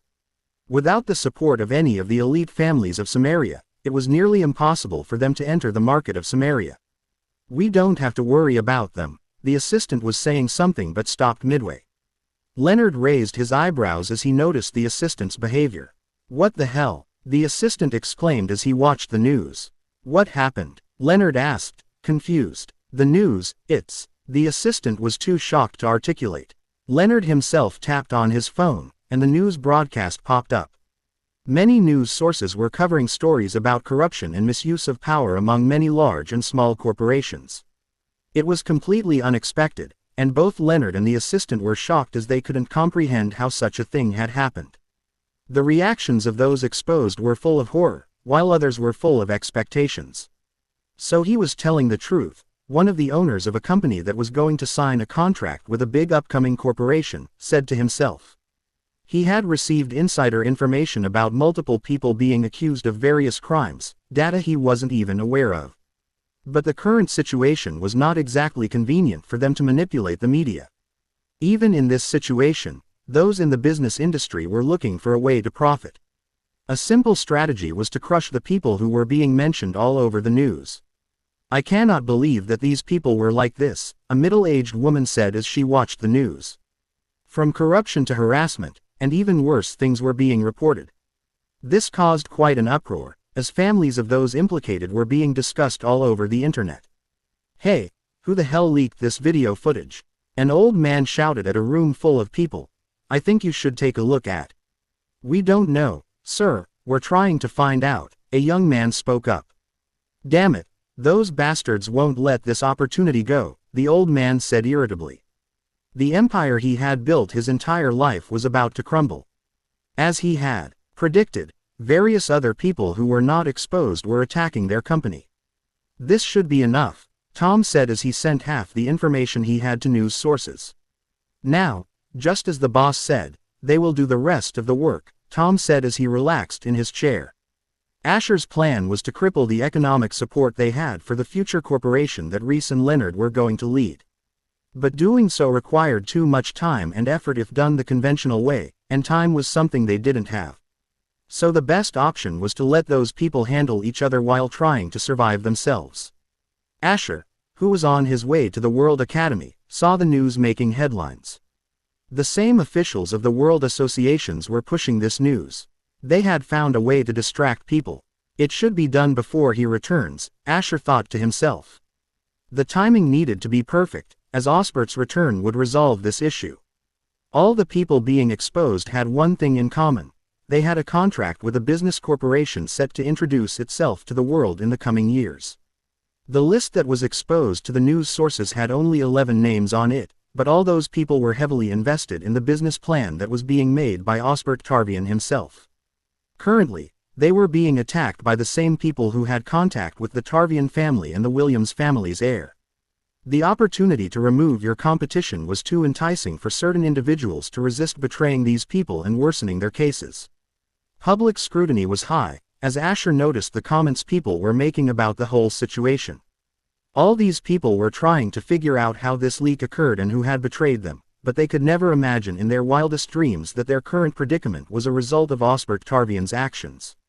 Osbert was a type of man who didn't trust anyone, even with a Mon oath. He wanted something more under his control so that if someone went against him, their traces could be removed. All this information was found in the leaked data under Osbert's name.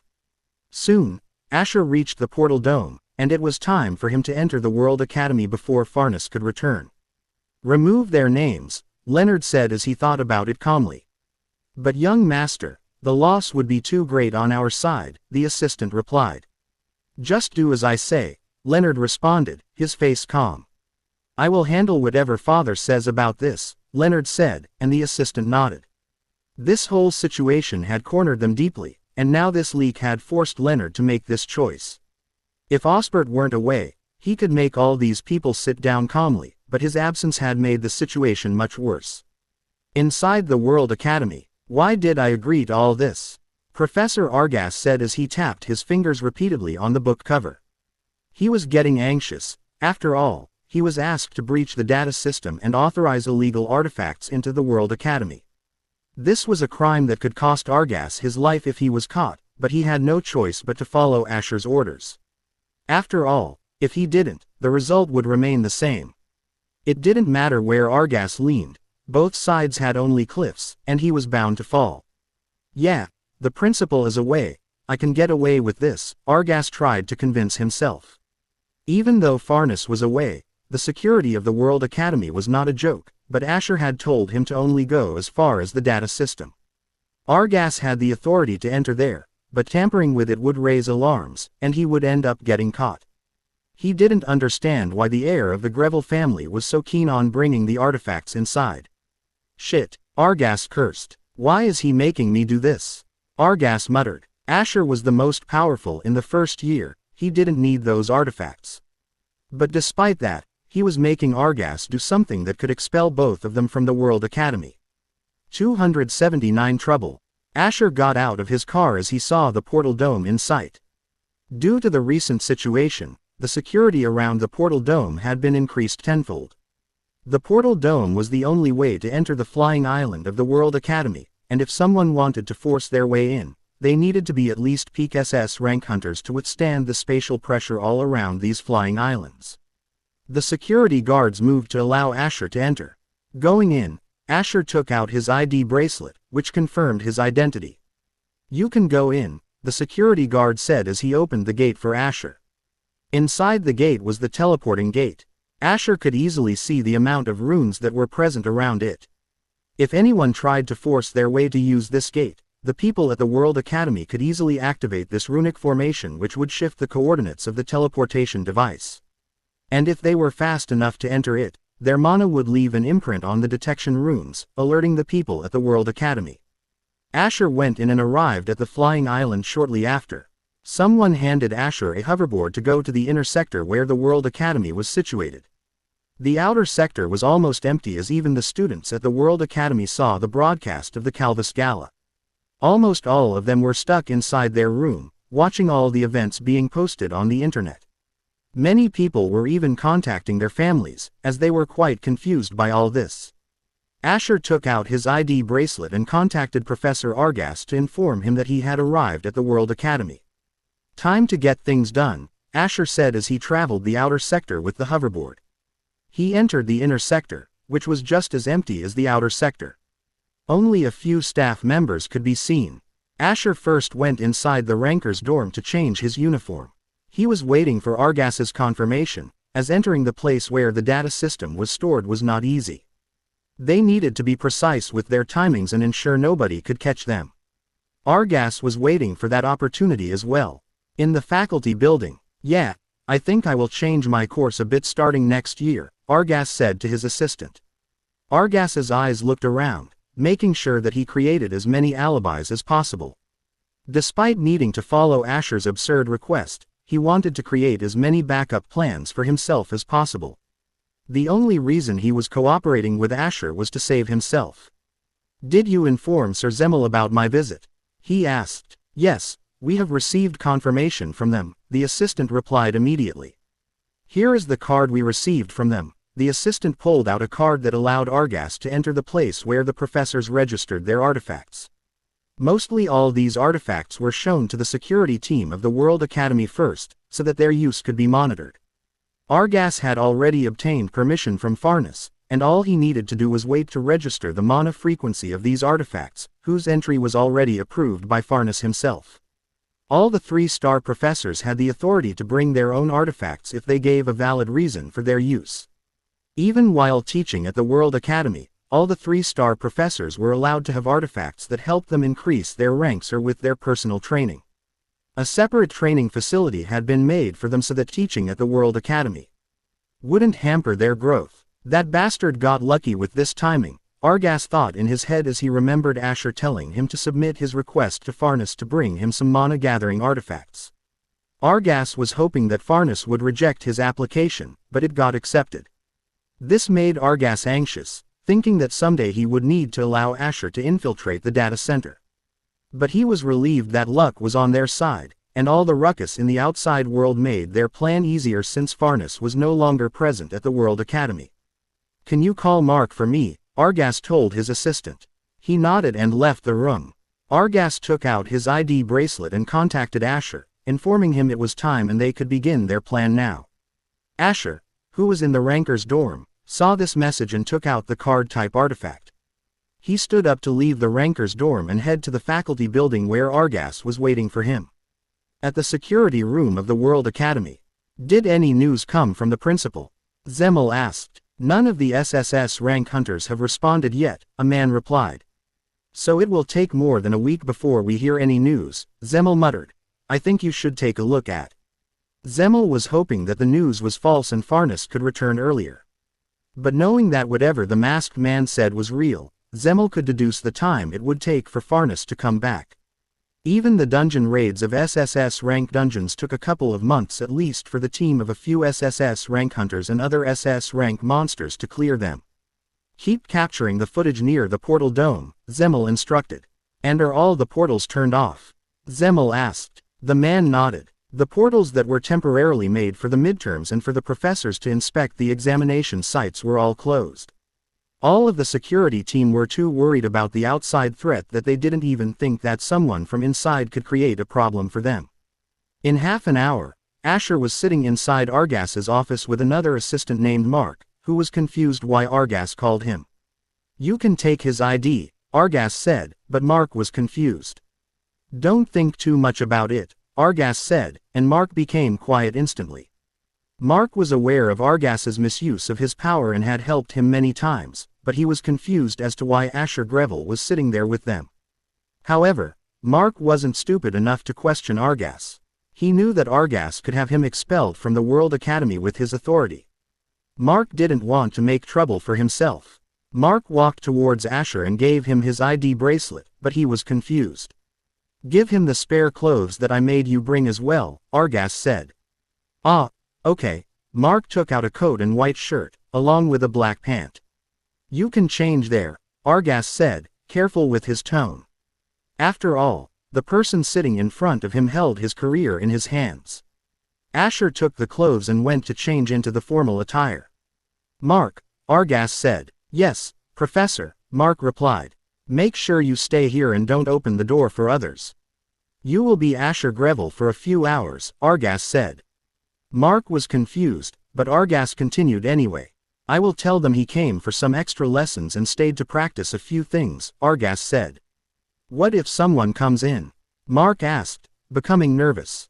He didn't know why, but something was telling him he was in trouble. "Nobody will come in, and ensure that no one sees you here," Argas said as he exerted his mana pressure on Mark. "Ah, yes, Professor," Mark replied instantly, afraid of upsetting Argas.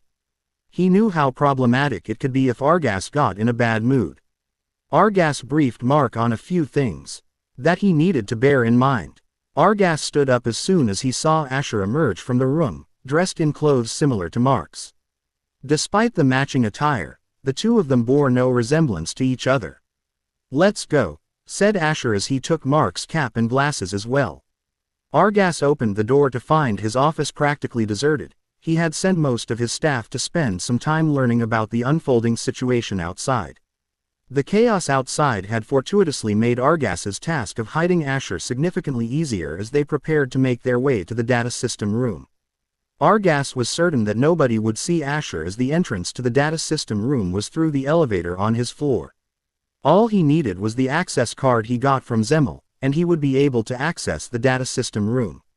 This room was a place where all professors had their approved artifacts scanned, and their mana frequencies entered so that these artifacts didn't set off the alarms of the World Academy.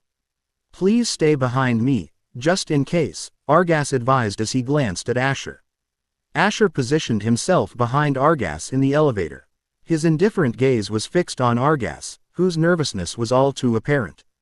Argas often played with fire by using students to his advantage, but he always ensured he was careful with his plans and the targets he chose.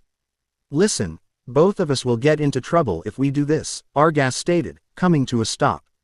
He had pulled out the access card but lacked the courage to use it.